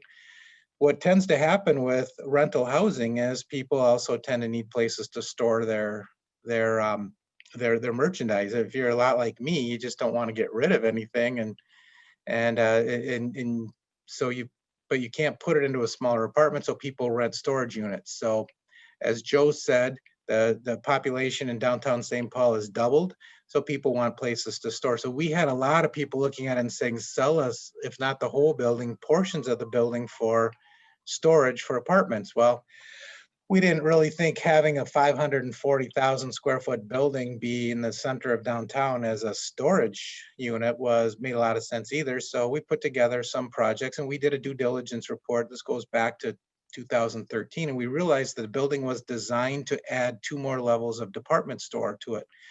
So it was built with huge columns on a 30 by 30 grid line, so we could add to it. We said, hey, let's think about doing something on top. We looked at all kinds of options. We looked at basketball courts. We looked at climbing walls. And for those of you who don't know, Bea was actually the project manager during this portion. So when she says it was one of her favorite projects, I mean, Bea has definitely, her fingerprints are all over this project. So it's been great to have Bea as an advocate since day one. So we came up with a plan and we did some research and realized that we could actually put a hockey rink on the top. And we had I don't have a picture of that for you today, but we actually had to go convince the Wild that it would fit. And we actually painted a rink on the roof on the open air parking. And we had to bring the Wild executives over there and prove it. And for those of you, if you get up on the rink level and go to the east side of it, you'll see we have about 3 inches to spare, but it did fit. So as a result, we turned it into a mixed use project. We added some parking to the building because if you look at, it's roughly 300 by 300 square. The east third was parking. The middle third was our problem. So we knew that the third on Wabasha with windows could be a really neat spot. The parking on the east side remained. The middle part, and you'll hear a little bit more about that in a little bit, because that's one of the middle thirds is where the port's offices will be moving next year, and also where Ben's use will be as well. So we got creative, and we were really fortunate to have a 60,000 square foot Minnesota Housing Finance take the whole space on the floor right below the rink, and that made a big difference in it. And I told a story to our team yesterday that it was fun going through that. That building, that floor had been abandoned 20 years prior by Dayton's. Marshall Fields never used it, and of course Macy's never used it. And we let the police use their dogs and their SWAT team in it. And B, being a military veteran, had explained to me we were walking on rubber bullets at times. We had no idea because there were no windows in the building. So the police could actually go in there and do live fire exercises with the rubber bullets and not worry about breaking any windows. So we realized the building was a fortress. So we said, all right, let's look into it. Now I'll start to show my slides, and I'll go, I have a number more slides than the other people did, but I do have, I can, is that sharing now? Can you see it? Is that showing you guys, B? No, it's not, but hit share in the bottom of your screen once you select the files. I'll hit share. Select the document and hit the share button again. There we go. There you go. there? It's working. All right. Yep. Okay, so what you're seeing here is our logo. There you go. So the first picture, is that showing up? And we going? Looks great. Yep. Keep going. Okay, good. All right, so this is the building, how it was. Skyway to nowhere. Yeah, you know what? When I first started working on this, if you did a Google search on ugly buildings in St. Paul, this one actually was the one that showed up. And you can see why. I mean, there are no windows on that building except there are few on the street level. And that Skyway to nowhere, there used to be Wabasha Court right across the street from the original Dayton's. And that Skyway to nowhere was left vacant for about 14 years. And it was massively filled with asbestos and anything. It was nowhere near salvageable. So we actually had to convince people that you didn't need a Skyway to nowhere forever. So obviously it was nice to get rid of that Skyway. Anyway, so this shows you the building even prior to construction. On the upper corner, right about here, that's the corner of 7th and Wabasha. So one of my landmarks right up here is where Candyland is. And if anyone asks me for directions and anything in St. Paul, it usually starts from, we'll start at Candyland because they know me on a first name basis. So right over here was where the old Walgreens was. It was opened in, I believe, 1944 or so. And for those of you who had been in there, you would realize that that was a very dated Walgreens, but it was a long time stalwart in downtown St. Paul. Right around here, you can kind of see one of the other issues we had, and there's an elevation change. So this on Wabasha to over here on Cedar Street, we lose about 30 feet of elevation. So that was an issue for us when we decided, when we were going to buy the building, do we want to tear it down or do we keep it? This corner right here is 7th and Cedar prior to vacating that area to add the World Trade Center. So 7th got vacated and right over in here became 7th place. So this is 6th and Wabasha. So you can see there was that Skyway here. At the time, the Skyway to nowhere had not been put in yet. So again, take a look at the buildings. That was back in 1960s when we were getting to lose the people to the suburbs. And the way Dayton's actually advertised this building was, you can come into this building, You can park, you can shop, you can get your hair done. There was a men's salon, there was a women's salon. There were 2 restaurants. In the lower level, there was the Iron Horse, kind of a men's cigar lounge. And then a level below where this Volkswagen is was the River Room. And some of you may have remembered that. So we took this beautiful building with no windows, again, totally turning their back on downtown and the walkability and livability of downtowns. Nobody wanted to do that anymore. And we turned it into this. So this is the area where the Skyway to Nowhere would have been right in here. You can see the reflection. This is the way that we put a hockey rink up on the top. And as I said, we learned that this was, there was enough structure that we could actually add. The hockey rink weighed less, and to put a rink up there with seating for 1,000+ people weighed less than adding 2 levels of department store. So structurally, nobody really believed us, and that's one of the things we had to overcome was everyone thought that this would never happen. So inside here's, we do have the Walgreens moved across the street. We actually turned that into a condo. We have Treasure Island Center. It's called Treasure Island Center. This is a professional sports facility, and as everyone realizes the economics of professional sports, we do need naming rights, and that's why we have the Tria Rink at Treasure Island Center. We have a restaurant. This is the Pillbox Tavern. As you can see right now, we're totally engaged in social distancing. Actually, what's going on with this one is it's a really cool sports bar and really serves the community well. They have great food. Our tenant mix is a lot of entertainment in general, so we are hurt more than a lot of buildings are with the COVID, with the restaurants shutting down, rink restrictions. We are like any retail development. We're struggling through this period, but we were also helped by pretty high ceiling heights, and at the smallest areas were probably 16 to 18 feet, some areas as high as 20 feet, which really allowed us to take, to go vertical within the spaces and really made it look kind of neat.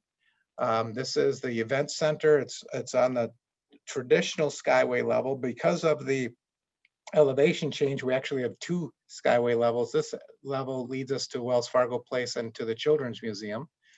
And then this is the way the rink looks. As you can see the glass, this is a morning game. This was the state high school consolation rounds for the girls' state tournament. So they had the championship rounds over at the XL, the consolation rounds over here. We have seating for about 1,000 people. Standing room, you can get close to 1,500 in here. You have a band to the far right. It's a really intimate venue, and when the bands are going, that place can be really loud, and it's a lot of fun. We're the home of the Minnesota Whitecaps, which is the National Women's Hockey League franchise in Minnesota. Hamlin's men's and women's programs play here. We have a number of adult, and we have kids leagues. What's unique about this space also is the Port Authority, with all of our partners, both the tenants and our ownership partners, are committed to diversity and inclusion on this. This rink is fully adaptable for sled hockey for handicapped vets. The Wild is one of the leaders in the country for blind hockey, and they use it for blind hockey. We use outreach for urban kids as well. So this is a morning shot, and you can see they left the windows untinted. It's a unique feature. It's like those transition sunglasses. You can turn it to sunglass mode, or you can do it to clear mode. And this is what it looks like on clear mode. So the rink actually functions as our anchor tenant. The main user of it is the Wild. This is a picture taken at the same time of day as the previous picture, only the Wild wanted it dark. So the Wild has all their practices up there. 3 out of 4, when we get through this COVID, are open to the public. So if you're downtown and we're back in regular business, you can most often be able to watch one of the Wild's practices in the morning. And it actually is kind of fun to get real close to it. The Wild, as I said before, there was the men's cigar lounge. This is the Wild's locker room. They are 40 feet below street level. It is a true definition of a man cave. Gavin Kaysen and Andrew Zimmern are their chefs. They created their menus for them. They have a theater room. They have a fireplace, a gaming room, hot tub, cold tub, hydro pool. It's quite amazing. We have what we know is the world's largest hockey mural at the corner of 6th and Cedar. We also, this kind of gives you an impact of our outreach for our equity programs. We partner up with the Whitecaps, Dynamites, and other groups to try to do more outreach for diversity in our use of the rink and the facility. We also created what we call the Equity on Ice. This is a center where we have groups like Brown Body, the Police Activities League, Man Up Club, and Dynamites to actually create small offices and a tutoring center. This is up and operating. We opened that up about a year ago, and we had Mayor Carter, representatives of the various groups that were there. And of course, we always have to get, B elbowed me really hard to get closer to that picture.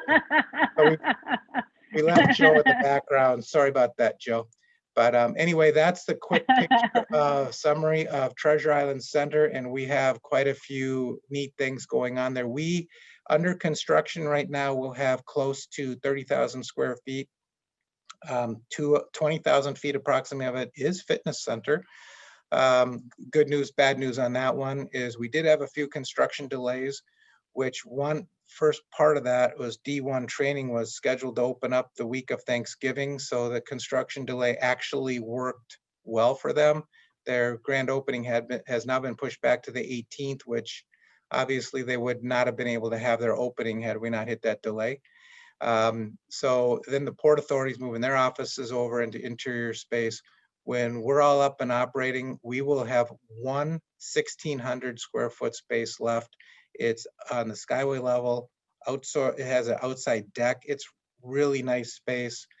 And so we're pretty healthy once we get our tenants through this. Joe said rents and everything have stayed firm. We've had a little bit more of a difficulty because of so many of our tenants are restaurants, a brew pub, and entertainment complexes that have had to slow down. So we've worked our way through that. And we think by next spring and summer, when we're up and operating completely, we're going to be in really excellent shape. So that's I always say quick. It was longer than I wanted it to be, but that's the Treasure Island story. I know others enjoyed watching those pictures as much as I do, to be reminded of the awesome transition. I even been getting texts from some people who are attending this or texting me. Do you remember when some folks in the historical community wanted us to keep the facade because mid-century modern was so important to hold on to? The look of that building is so exciting. And the Equity on Ice space, that's where our project office was. So thank you for a comment that said, yes, we love the photos. Good. I did too. I thought they were great. The Equity on Ice space used to be our project office. So we'd be going in there, month after month, go with RGM, our amazing rock star construction team, to do the project. So it's really fun to see how that space has finished up. And what I think was so valuable in the Treasure Island Center is this idea about patient capital. That sometimes the market can drive really exciting development or not. And if the market itself doesn't believe in the market, what you're going to get are outcomes like in the downtown, the ideas about cold storage or more parking, But because the Port Authority is who it is, you've got patient capital and you've got the ability to build on a dream rather than going to the least common denominator. You can build magic, which is what this space is. And really, congratulations. I know it's been a lot more challenging than you're even admitting here, Lee.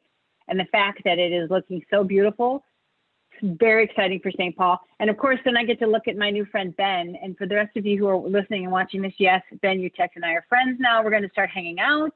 And I have reached the measure of cool I never thought I could in my whole life.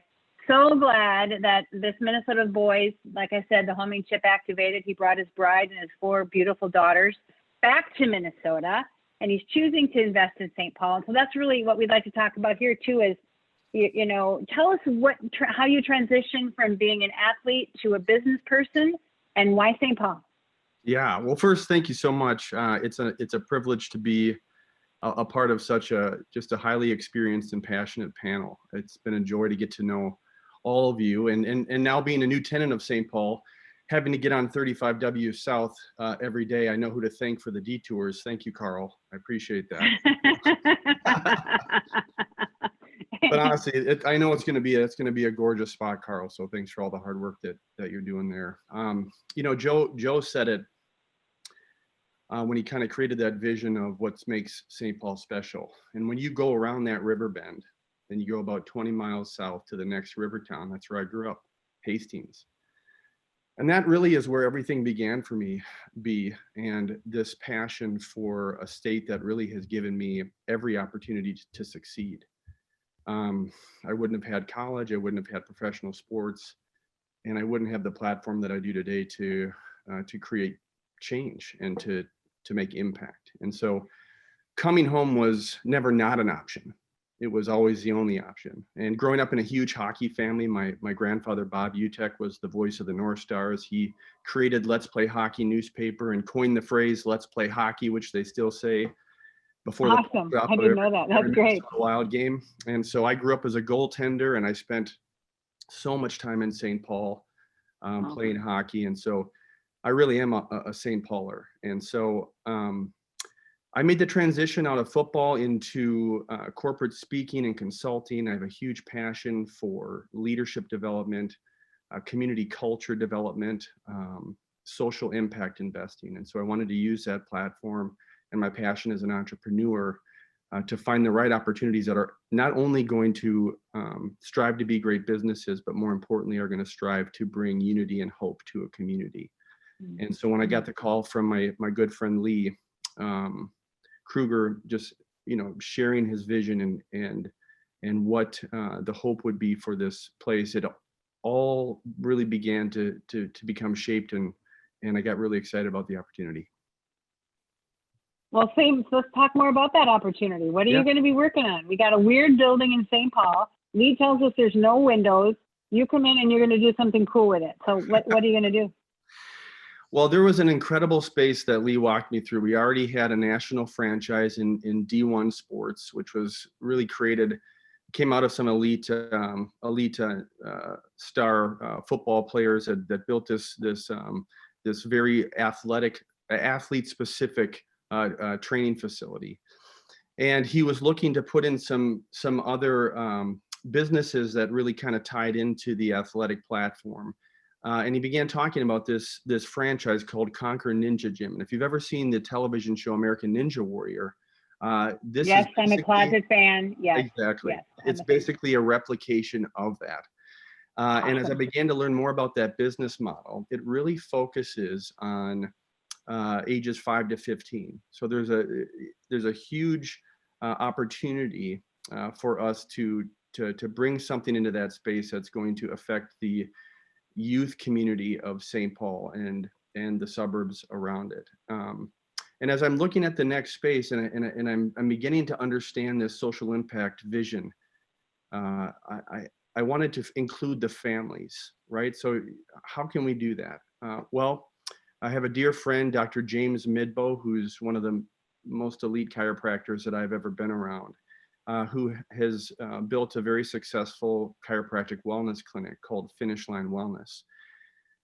And I thought, man, if we're going to bring businesses in that can affect the community as a whole, and now we have one that's going to focus on the youth and the underserved youth of the community, what can we put in this other space? Well, how about putting something that really has an incredible opportunity to impact the entire family, to provide health and wellness services that otherwise they would not be able to receive, from chiropractic to massage, acupuncture. We want to do behavioral health. We want to provide a platform for financial wellness, which is a huge trend. So if we can educate and help people know how to use their funds better and more efficiently, we might be able to have a really incredible impact on people's lives. And so that's all in parallel with this unique idea to connect this with nonprofit work. And so one of the things that we've worked really hard to do and are launching this next year when the business is open is Uncommon Champions. And Uncommon is spelled UNCO, capital M, capital N. And it's really about how... Show us that picture on your phone, Ben. I know it's a little cheesy, but the picture's cool. People want to see the cool logo. I might be able to also do the shared. Let me see if I can do the shared. Where are you?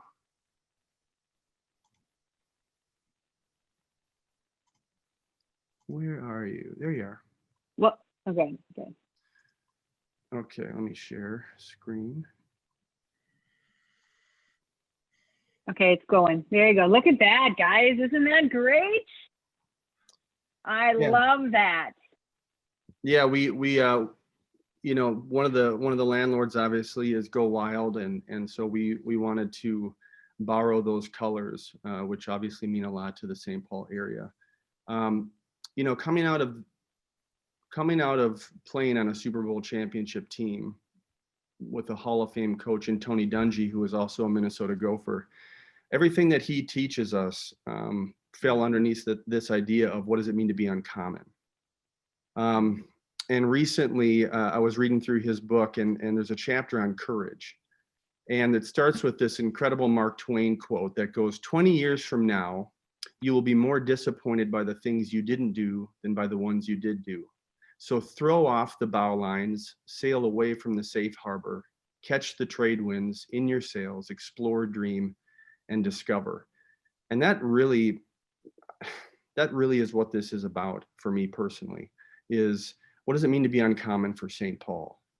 We have an opportunity as we're learning here through these incredible speakers, and we're going to hear, I know from Stacy soon, that there's so much going on, and we have an opportunity to make choices through courage to do something radical that can unite and bring a community together. So if we can create nonprofits that support these businesses and the programs that they're trying to create, especially for the underserved people of the community, not only may we be able to build good small businesses, but we're also going to have a major social impact on people's lives. And that's really what got me excited about Treasure Island Center.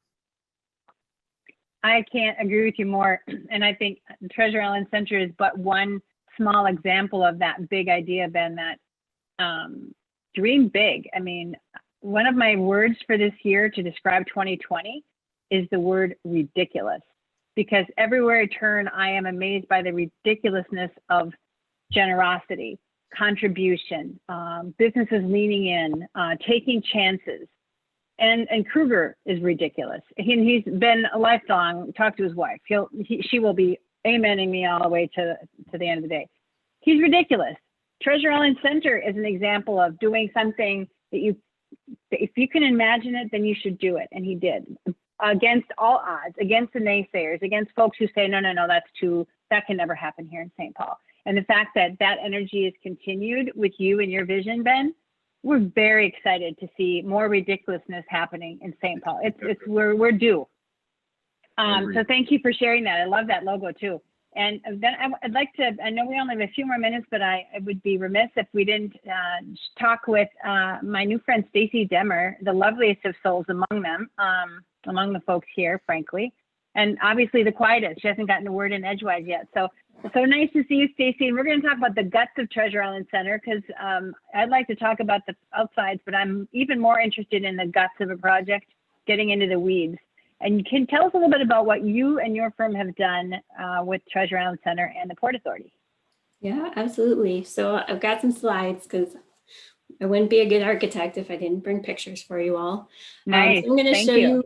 Yeah, a little sneak peek. So you've heard about the whole concept of Treasure Island Center. You've also heard Lee mention that concrete structure. And I just wanted to throw in there, when we talk about reducing carbon emissions, reusing those existing concrete structures goes a huge way towards minimizing our embodied and emitted carbons. So the office space that we're looking at, it's coming in early spring 2021. We're really excited about that. And it's going to continue Treasure Island's tradition of kind of exceeding expectations when it comes to those highest and best uses of a space. The working title for the headquarters has become Project Enhance. And I think that that clearly represents kind of the primary guiding principles of relocating these offices. You know, we're looking at enhancing the office environment, enhancing Treasure Island Center and the surrounding community, enhancing occupant health, and kind of enhancing the understanding of the energy that we're using within the space. So the Port Authority's vision for the space was to create a pilot project so that we're showcasing what can be accomplished by utilizing evidence-based design and a focus on occupant health and wellness and productivity. So we're pursuing a LEED V4 ID&C certification. We're also pursuing Fitwell certification. And using these programs kind of helps us bring that story of healthy and sustainable design to the public eye. And we've got the data that backs up our claims, and we've got the proof that we're spending the tenant improvement dollars on kind of value-added strategies. All right, so here we kind of see the entrance to the headquarters. It's located on the second floor, street level, and it's in the last available suite on that floor. So it's a 8,000 square foot suite. It's interior, it's windowless. It's kind of behind the stair, located across from the pillbox. And if you visited today, you might not even realize that it exists back there. So we're looking at the new suite entrance here in this image. And you can see the themes of transparency that's driving the overall location and design. And, you know, it's interesting because never before has the port been so physically and visibly accessible to the public. So that's a very exciting feature of this project. Oops. Completely agree, Stacy. I love how this whole idea about accessibility and you're expressing that physically too. That is quite new, and what an ingenious thing to do. Mm-hmm. Yeah, so here I've got a slide up of biophilic design. So we knew that because we were in this windowless space, we had to bring nature back into the space to kind of counteract that lack of connection to the outdoors. So we focused on this biophilic design to kind of harken back to the Port Authority's roots of river industry.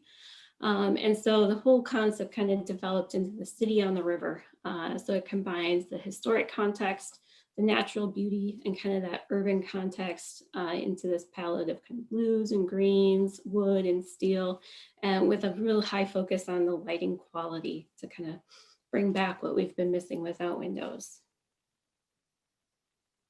So here we've got a floor plan. So the general layout is kind of enclosed offices and meeting spaces, kind of ringing the outside.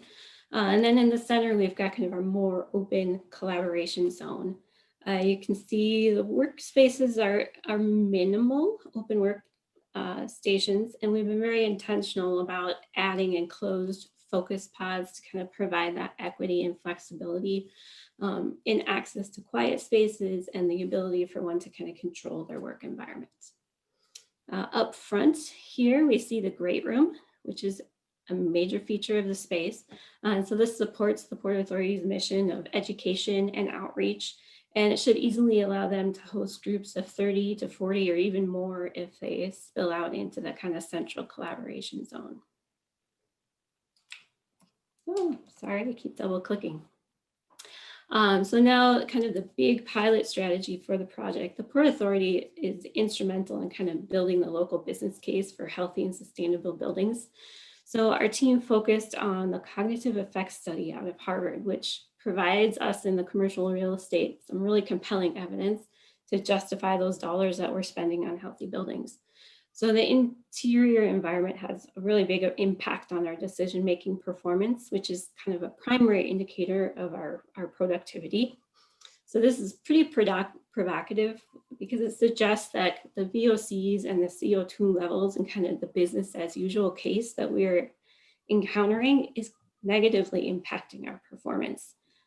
So it's critical, you know, when we think about the 300 rule. If we're thinking about spending $3 per square foot on energy, $30 per square foot on rent, and $300 per square foot on our talent, we need to start putting the money where we see kind of the biggest impact to our top line versus our bottom line. So this improved air quality, the study has shown that focus was 50% higher. There was a doubling in cognitive function amongst the study subjects. There was also a doubling in critical response scores, and the scores for strategy performance were 300% higher than kind of a typical business as usual office space. So, to achieve these results, we look at increasing the ventilation rates, essentially doubling them from 20 CFM to 40 CFM per person. And then the other piece of it is kind of the careful selection of materials for kind of low VOC and avoidance of those products that contain redless chemicals. All right, this slide is kind of a graphic of our ventilation strategy. Because what's really exciting about this is that we were able to execute these kind of very optimistic and stretch goals of ventilation strategies without replacing any of the existing building systems.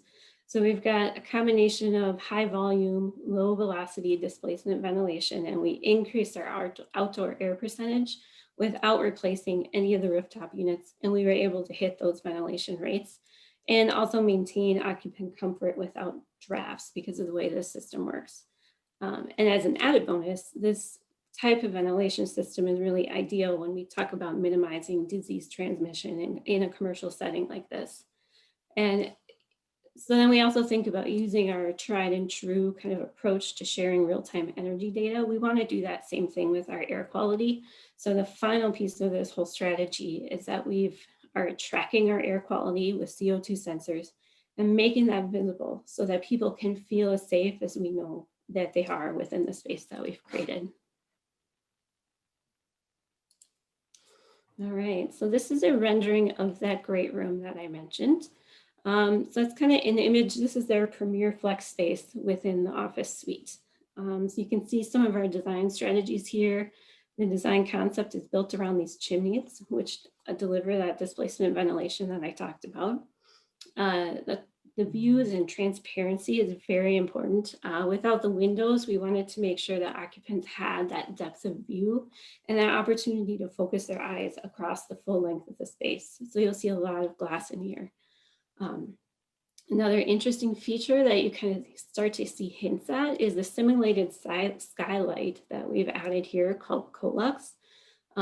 It has a very powerful beam of light that truly kind of tricks your eyes into thinking that you're looking out into the blue sky. But the really neat feature of it is that it actually projects this beam of light, creates shadows, and kind of gives you that impression that you have a connection to the outdoors. And then just, let's see what else. And then I got one more picture, I think. All right. So this is our workspace design. So you can see here our second Colux fixture.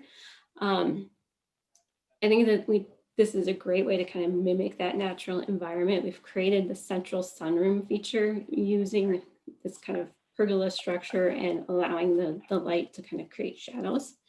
You can see we've got very activity-based workstations. People have complete control over their lighting and thermal environments, and then mention the access to quiet work zones.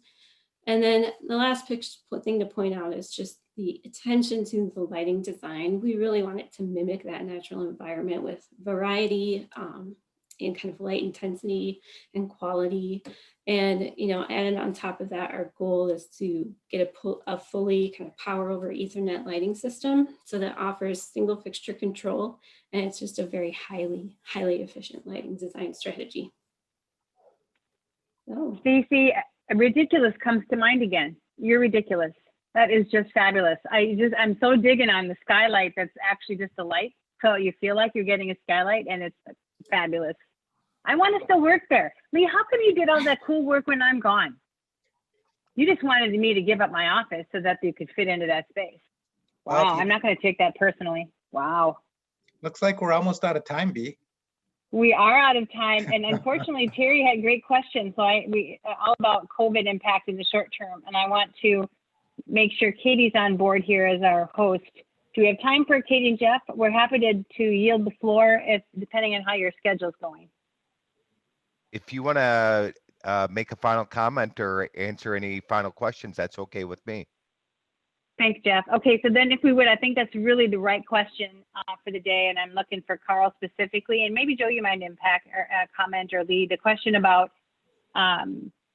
fear, the risk right now. COVID, the uncertainty of COVID, some of the development we're seeing is spec. And how are you approaching risk right now, given the environment we're in with COVID? Sure. Yeah, I can take it to a degree. I think it all depends on what segment you're in, and so I think the commercial space is Lee's probably all too well aware, along with a couple others that are likely in our attendance. That's a little trickier. I think we all know that there's an end date to this, whatever that end date is. I don't know. I'm not a scientist, and it doesn't seem like a lot of other people have a great handle on. But we all know there's an end date in the future, and so I think those of us that have a longer term view on real estate, like our commercial space that we have in our two buildings, we're sticking to our guns on rents. If they don't fill in the next 12 months, they don't fill in the next 12 months. We'd like them to, and we think we're getting there, and we think we have some good alternatives. But we're going to stick to our guns on that, because when you sign a 5 or 10 or 20-year lease, you're signing that forever. And for a short-term event like COVID, I don't think we're going to necessarily back off on that. When it comes to housing, it seems like housing's leasing up just fine. People are perhaps renewing in their current location more often than they're moving around. But that said, there are still individuals looking for new housing. And then when it comes to hotels, well, the banks aren't crazy enough to give any of us any money for new hotels right now anyway. So it's that one's just not. So I guess I think it depends on what segment you're in, but I think St. Paul's doing a great job, just by and large sticking to their guns on rents, and there's just no reason to give up that rent rate for something that theoretically is a short-term effect. I think we all hope is a short-term effect. I appreciate that, Carl. Yeah, I just jump in. I think that's right. We know there's an end date coming. As Carl said, we don't know when it is, but we know that this won't last forever. And so at the Downtown Lines, we are putting together a kind of a recovery plan, heavily focused on a lot of investments and activities in 2021, focused on making sure downtown St. Paul is safe and clean, and then making sure that we do as much as we can to get those amenities back up and running, our venues, our restaurants, the events, and those kinds of things. So look for that. And just to put some numbers or some data behind Carl's, I think suggestion that, the commercial spaces, we know that there are changes coming, right? But we also know, if we look back over the last 15 years or so, Brookings Institute did a study about job growth. The vast majority of job growth in America over the last 15 years happened in places that have existing high job density. And the reasons for that are still going to continue once we get through this thing. And also on the housing front, the reality is that in 1970, 50% of the households were two adults plus at least 2 kids. Right today, that's down to 30%. And in another 20 years, it's going to be around 10%. Our households are shrinking. It's pushing us more toward a multifamily kind of housing solution. The kind of ideal white picket fence and the single family home, that's the right housing solution for a smaller and smaller portion of our households. And so I think we're going to see the kind of growth, not just in downtown St. Paul, but in downtowns everywhere. I think that's going to continue. We're going to go through a temporary near-term kind of adjustment, but I think those demographic trends are still going to be prevailing on us once we get through this thing. Awesome.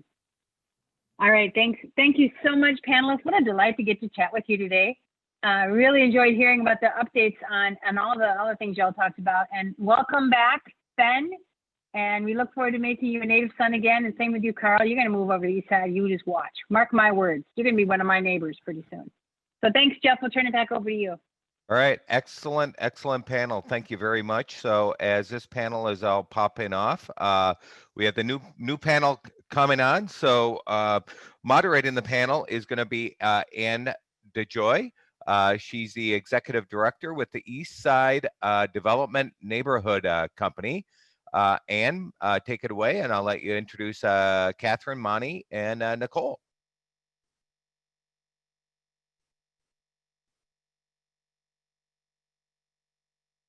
I'm going to unmute you. There you go, Ann. There you go. Okay. Can you hear me now? You bet. You bet. Okay. Good morning. Thank you for attending this session about the redevelopment of the former Hillcrest Golf Course. My name is Andy Joy, and as mentioned earlier, I'm the executive director of ESNDC. I'm also on the St. Paul Planning Commission and the co-chair of the Hillcrest Community Advisory Committee. And coincidentally, I live 5 blocks from the site that we are going to be speaking of. Allow me to introduce our panelists this morning. Each of them will give a brief introduction of themselves. But first we have Nicolle Goodman and Catherine Zarnecki and Monty Hillman. Nicolle, would you kick it off for us and just tell everybody who you are? Absolutely. Can you hear me? Yes. Good morning. Thank you so much, Anne. I am Nicolle Goodman. I am recently joined the City of St. Paul as the Director of Planning and Economic Development. I've been here almost 4 months, so since beginning of August. I haven't met most of you out there. I'm moving to a new city, and starting a new job during a global pandemic is somewhat challenging, and I'm looking forward to the day that I can meet all of you. But I've been here since August. I was in Oklahoma City. That's where I come from. I was there for 16 years. And for the past 5 years, I served as a vice president for operations and redevelopment programs for a nonprofit 501c4 called the Alliance for Economic Development of Oklahoma City. We were contracted by the city of Oklahoma City to manage economic development entities, programs that included coordination and management and planning of the city's tax increment financing districts and retail strategy and incentives, city and urban renewal redevelopment programs, identification of and development of job creation sites, any kind of public-private redevelopment projects. So very similar work to what I'm doing and will be doing here. Prior to that, for the 5 years before that, I was a program administrator for the City of Oklahoma City's MAPS 3 program. MAPS is kind of Oklahoma City's signature program. MAPS 3 is a $777 million third iteration of a very long-standing 1 penny sales tax initiative for transformative capital improvement projects in Oklahoma City. So that program included the construction development of a modern streetcar system, a 70-acre downtown park, a new convention center, a new fairgrounds event center, several senior wellness centers, river improvements, and the addition of trails and sidewalks throughout the city. So all of these projects were built debt-free. They've just recently been completed. The tax collection took place over 7 years and 9 months, and construction over 10 years. So they all, convention center is about to open. It's not a very good time for a convention center open, but it's about to open. They're all complete, all on time, all within budget. So it's a very impressive program. If you ever have time to look up maps in Oklahoma City, it's really impressive. I am very excited to be here.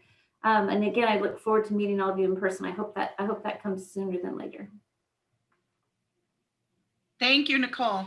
Catherine, I met Catherine at Beaver Lake Regional Park when we kicked off this effort. Catherine, can you tell us a little bit about yourself? Yes, good morning. Thanks for having me. I feel honored to be a part of this panel with all of you. So thank you. My name is Catherine Zarnecki. I am the Vice President of Redevelopment and Harbor Management for the St. Paul Port Authority. My background, I am a professional engineer, civil and environmental engineer, and I come from a consulting engineering background. So I love to get into the details of things and get down to the nitty gritty. I am currently the project manager for the Hillcrest redevelopment. So especially once we get through the master planning, it'll be my job to make sure we get all the contamination out there cleaned up and redeveloped. And then I'll have the pleasure of working with Monty to actually transact the land to the next and final intermediate or final users. So that's me. Thank you, Catherine. And a longtime colleague of mine, Monty Hillman. Monty is the Senior Vice President for Real Estate Development. And Monty, tell us more about your experience and background. Well, thanks, Anne, and thank you for your long-term partnership, personally, professionally. It's been many, many years working together, trying to make good things happen on the east side of St. Paul. So appreciate your partnership over all these years. I am the Senior Vice President of Real Estate Development, as Anne mentioned, at the Port Authority.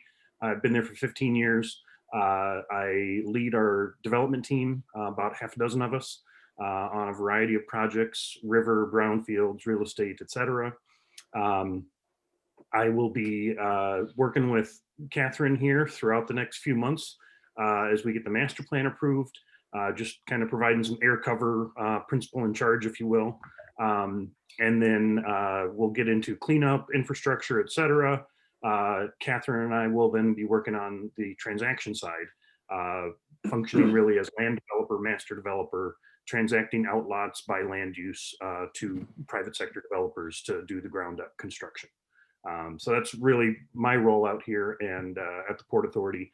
Worked in the neighborhoods with councils and community development corporations like ESNDC for 5 years before I came to the Port Authority, and raised enough of a ruckus that they wanted to give me a job to keep me quiet, I think. It hasn't worked. Thank you, Monty. So we are here this morning delighted to present this panel discussion to share information about the Hillcrest redevelopment master planning and allow time, if possible, to answer some questions from participants. Let's begin. We have a 122-acre site. Hillcrest is an important redevelopment site in St. Paul that borders the city of Maplewood and Ramsey County on the north. Monty, what are we talking about here? And just talk a little bit about this slide. Sure, I'm going to jump in on this one, and okay, just to help orient folks, this is the northeast corner of St. Paul. It has sort of a first ring suburban feel, lots of single family home area surrounding the site. Hayden Heights, part of the Greater East Side district. And a unique tidbit, if you didn't know, that Larpenteur Avenue to the north actually sits on the 45th parallel, and then McKnight roads along the east side of the site as well. So hopefully that orients us. Uniquely, it is about equidistant from Highway 36 to the north and Interstate 94 to the south. So you're about 5 minutes away from the freeway system.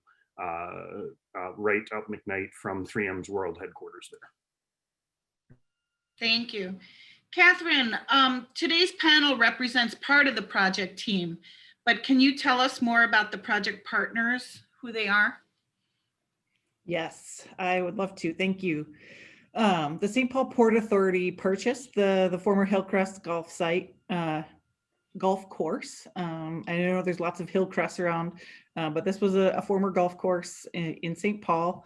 And we have a design team that we have been working with to look at infrastructure, what we want to do with the site in the end. So we are working with LHB, SIG, WSB, Laux, Braun, Intertech, and Stoll Reeves. I'm sure I left somebody off of there. Maxfield did a great market study for us, and some others as well have chipped in. Right now, the future of the site, although we're the owner, we're still trying to see what the site wants to be when it grows up. And it's going through the master planning through the city of St. Paul, and they are leading that process. And that's why Nicolle is here. Her department is undertaking that process, and they have some consultants on board as well, Cunningham and Kimley Horn.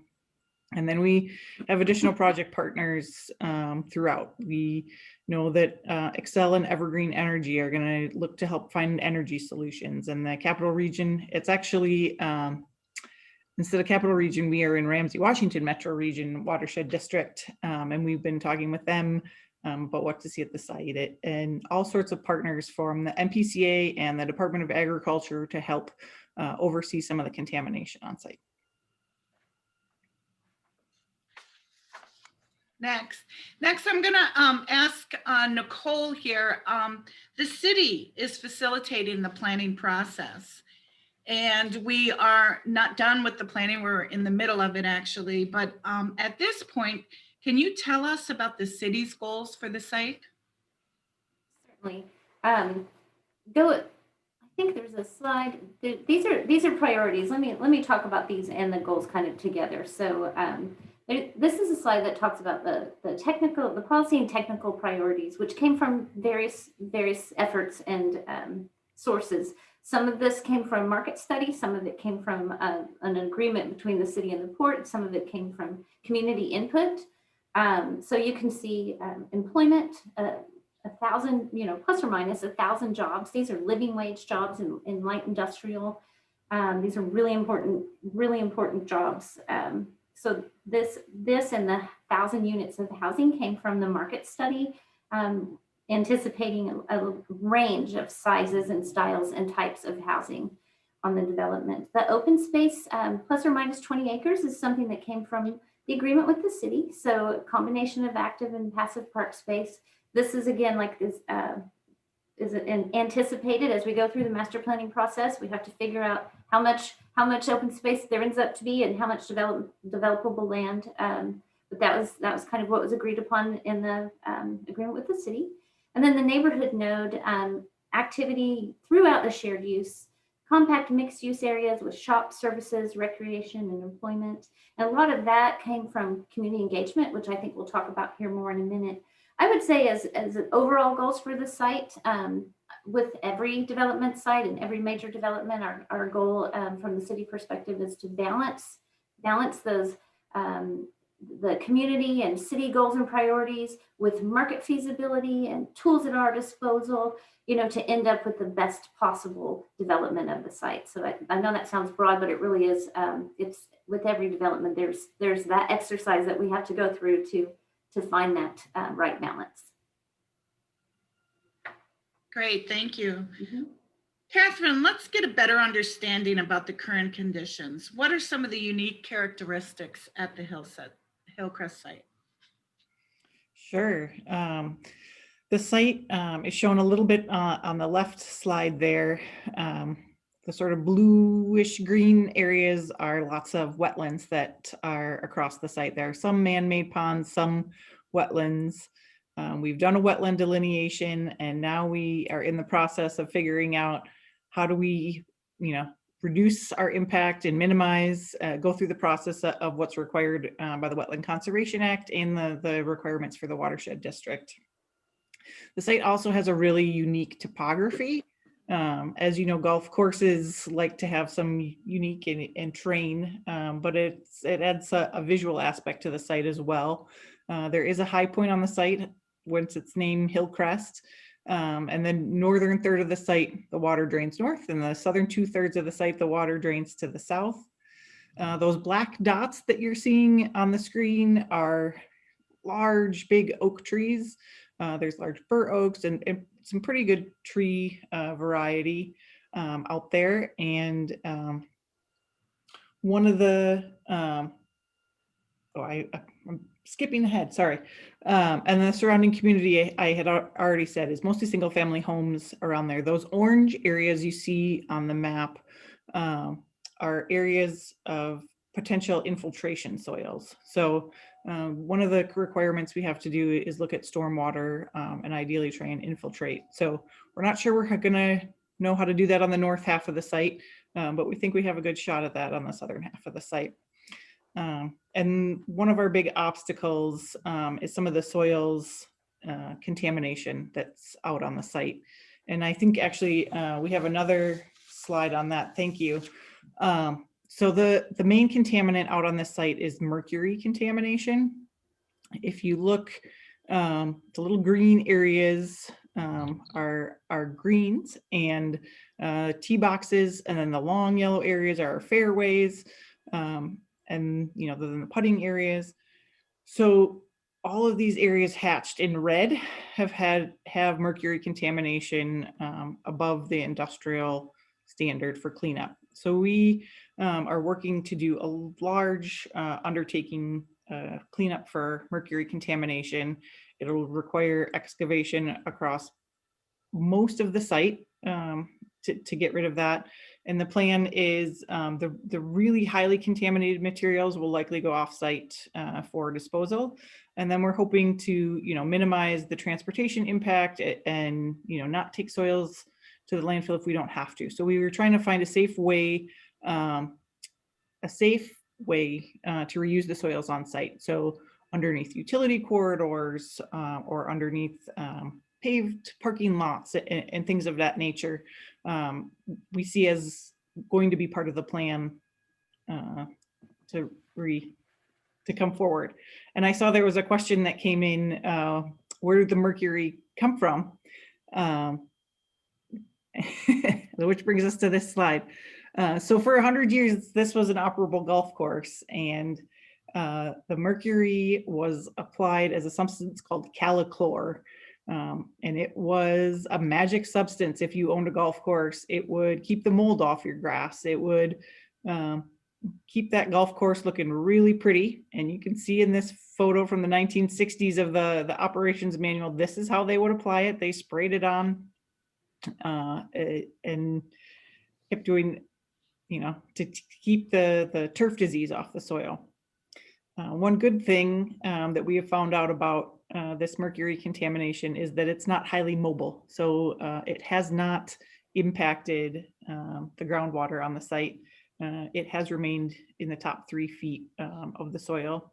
There is some slight contamination in some of the wetlands that are on the site from soils that have eroded and migrated to those wetlands. So we'll have to do some cleanup there as well. And I might add that when it was reported during our deliberations at the Community Advisory Committee meetings, when we first learned that it was mercury on the site, people were very taken aback. They were like, where did the mercury come? I think the general public, myself included, had no idea that mercury was used to create those manicured lawns as we saw them. So yeah, it was. Next question. We talked about the team for the redevelopment effort, and we have a community advisory committee. Nicolle, do you want to speak to how the community engagement has gone and where, if there was any surprises or new discoveries that came out of that process? Sure. And I will also ask you, and I know that you are you work for the Community Development Corporation, and you're the co-chair of the Community Advisory Committee. So as we're talking about this, I'd also love to hear how you felt like the community engagement went. Here's a little bit of information about some of the community engagement that's been done on this site. I got here in August, so much of this had already been done. So I unfortunately didn't get to be involved in any of these forums or pop-up meetings. I would say a surprise or a pivot that we had to deal with was COVID, right? So in the middle of community engagement, we had to pivot to not being able to meet in person. So there were some online surveys and things being done. So it's just a little sort of description here of the types of meetings that happened. There's another slide on community priority themes that maybe Ann, you can speak to as the Community Advisory Committee. And I think it might be the next slide. Yep. So there was these kinds of themes, and then I think 20 community priorities that we may slide through as Ann's talking about how some of these priorities were arrived at with the Community Advisory Committee. Yes, yeah, I could speak to that. A lot of it came from the community engagement process and a lot of input we received from the community, and we have community folks sitting around the table at the advisory committee. So we were able to hone down pretty quickly on 16 priorities that we can all agree on. There were several, well, about 4 more, because we ultimately came up with 20. There were 4 more that we needed another month to really drill down and get a better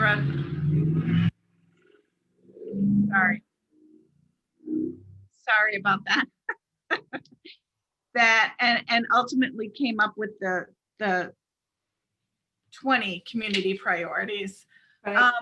As you see, the overriding themes are connectivity, conservation, adding new community resources, activating the site, and blending in with the existing community. Those were all things that we went a little deep into. We had a very large conversation about housing and housing types, and I think we came to an agreement that we need a very diverse housing stock in that area, from single family to multifamily, and accommodating all kinds of families. So it was a good process. I think in the end, when we finally adopted all 20 of those priorities, we all felt good about it. Let's see. that community engagement is continuing. There will be some additional community engagement as we finish going through the process. And there's one more page of community priorities, I think, just to put those up there just for people to take a quick look at. Yes, so there's been community engagement throughout. We will continue with community engagement and just have great partners in the community advisory committee and the district councils. I know everyone is, I'm so impressed with the amount of community engagement that's done in St. Paul in general. I'm really, really impressed with the district council structure. That's something I'm not used to. We didn't have that in Oklahoma City. And then these various community advisory committees and technical advisory committees, the process is really transparent and inclusive, and it's impressive. So I'll say that as someone new to St. Paul.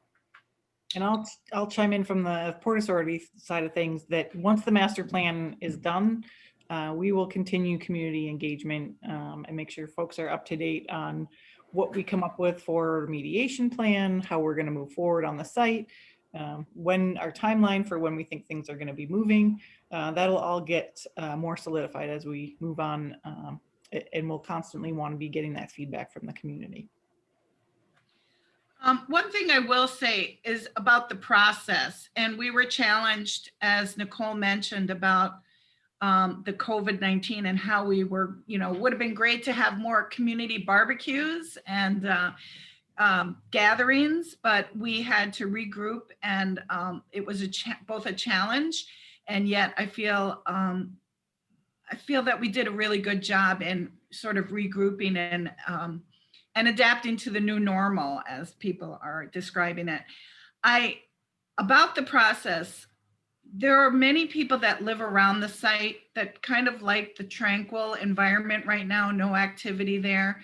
And many people around that site were thinking, wouldn't it be great if it was just a regional park, keeping it green space? But the reality is, and I think this is the beauty of having this type of process, is informing people about the current conditions. It's not green space, it's a brown site. And I think the more that people are understanding the challenges and the current conditions, they see the site differently, and that creates more opportunity, more work, but more opportunities for development of businesses and housing. So moving on. And I would just add to that, in its current state, it really isn't safe. The mercury contamination is in the upper 1 to 3 feet depth of soil, very accessible for inhalation, dermal exposure, ingestion. So even if publicly owned, you wouldn't want to allow the public to just have unfettered access. You couldn't from an environmental liability standpoint. So that's part of what we're working through with the Pollution Control Agency and the Department of Agriculture, is how do we get that soil to a state where it can be accessible, developable, buildable, and turned into even the open space will need to be appropriately designed and remediated to allow for public access. Excellent. Thank you for that, Monty. And Monty, I'm going to turn to you now because we talked about community priorities, but let's expand a little bit and speak about equity.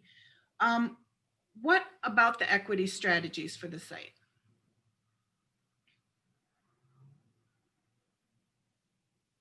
You're muted, Monty. You're on mute. There we go. Yes, one of the equity strategies we're pursuing really deals with our procurement of our design and engineering team. The International Living Future Institute's been around a long time. They invented one of the first net zero building certifications called the Living Building Challenge. Some of you may have heard of that. Years ago, they started working on the red list, a bunch of toxic products that we don't want in our building materials, which to a large extent still are in our building materials. So they're a very reputable international organization. They've been working most recently in the last few years on JUST. JUST is a social justice transparency platform. It's not a third-party certification. You do this work internally.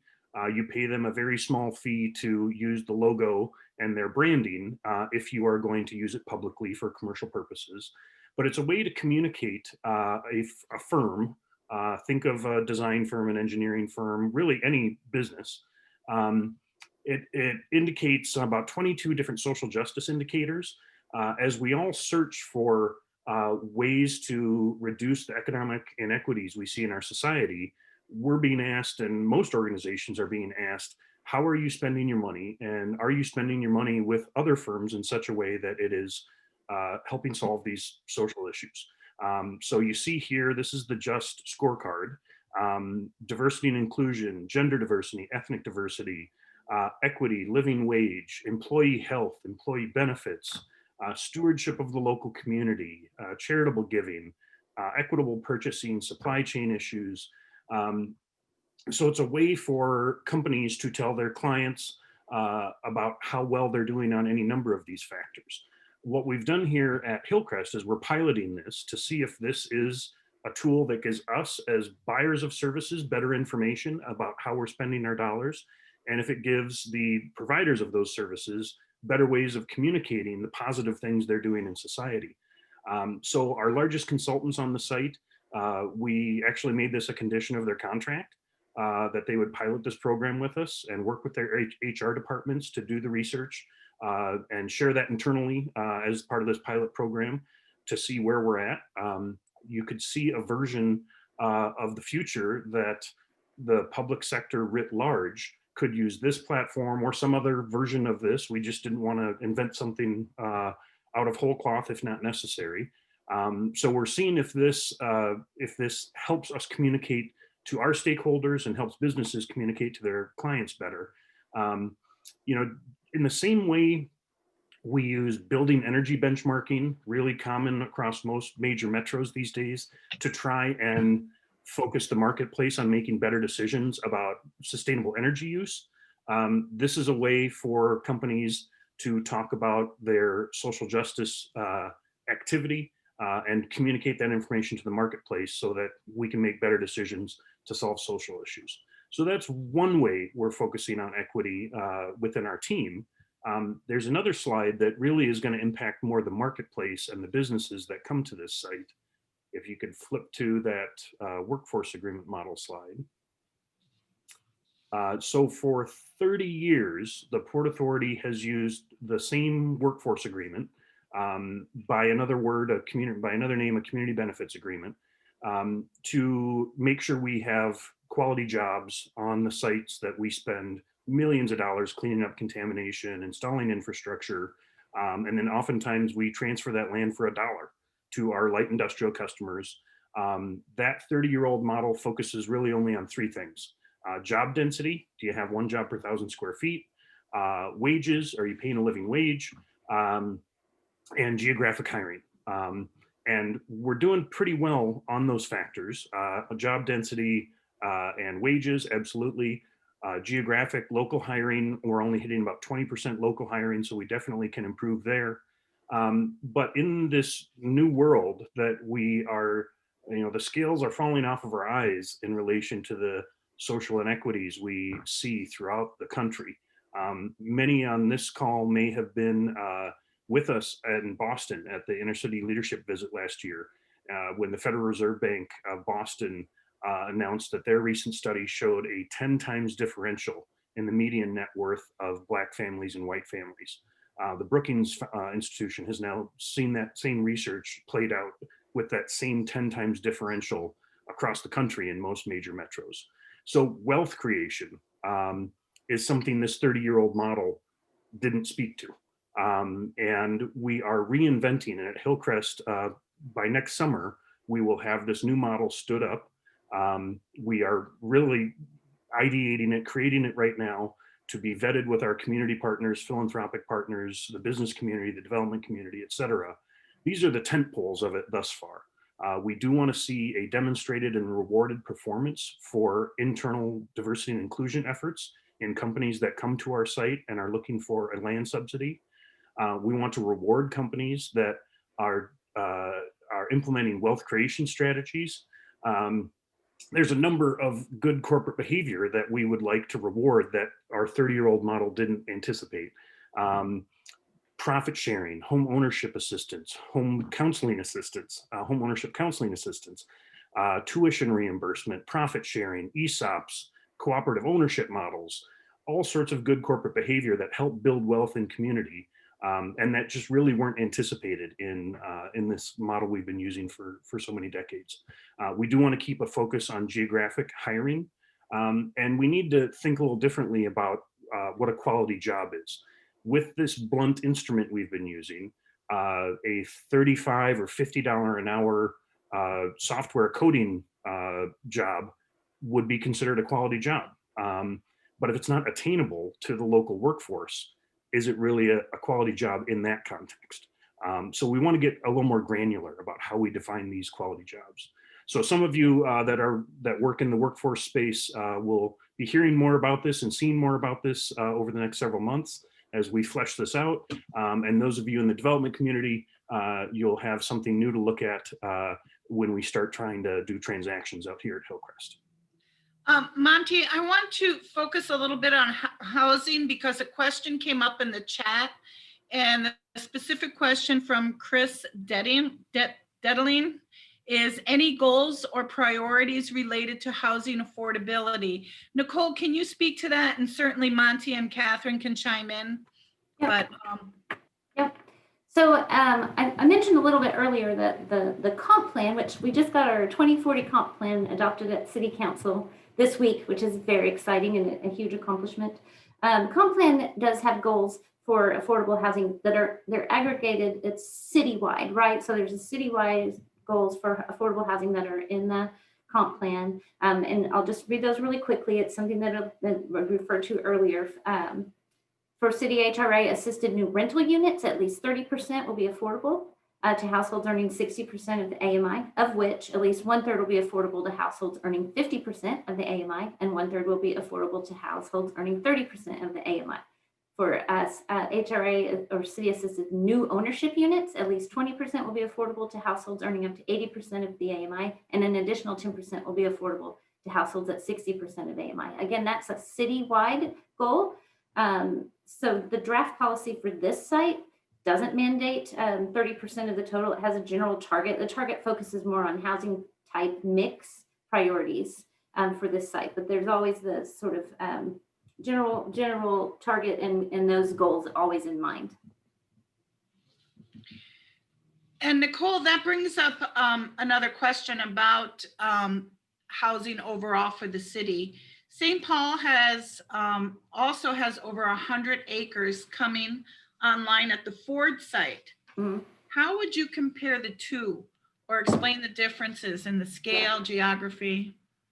I mean, the sites are different. They're they're similar in size, right? But many differences in what the market will support in the areas where they're located. What the original use was, versus where where it's going, and again, we would always look to the comp plan for every site, and again, our goals are always to find that right balance. But I will mention on this site, there are some features on this site that I think are important to note, especially to developers who might be interested in the site. You mentioned earlier, and it's 112 acres in Hayden Heights neighborhood, which is a lovely, 1940s to 1960s era single family homes. It does have a high point in St. Paul within the site currently, and trees, wetlands, very rolling terrain. Those are all things that we'll try to maintain as much as possible and still being a feasible development. Excellent access at McKnight and Larpenter. Those are arterial roads, as Monty mentioned. It's very close highway access, excellent transit access, and existing bikeways, a planned bike trail on the site. Very close to Hayden Heights Park and a planned 5-acre active part on the site. So every site is different. Hillcrest is, Highland Bridge is also a wonderful, amazing site. They are very different, but here's some features kind of this site that make it unique. Thank you. Mm-hmm. Monty, can you tell us about the port's sustainability strategy at the site? Certainly.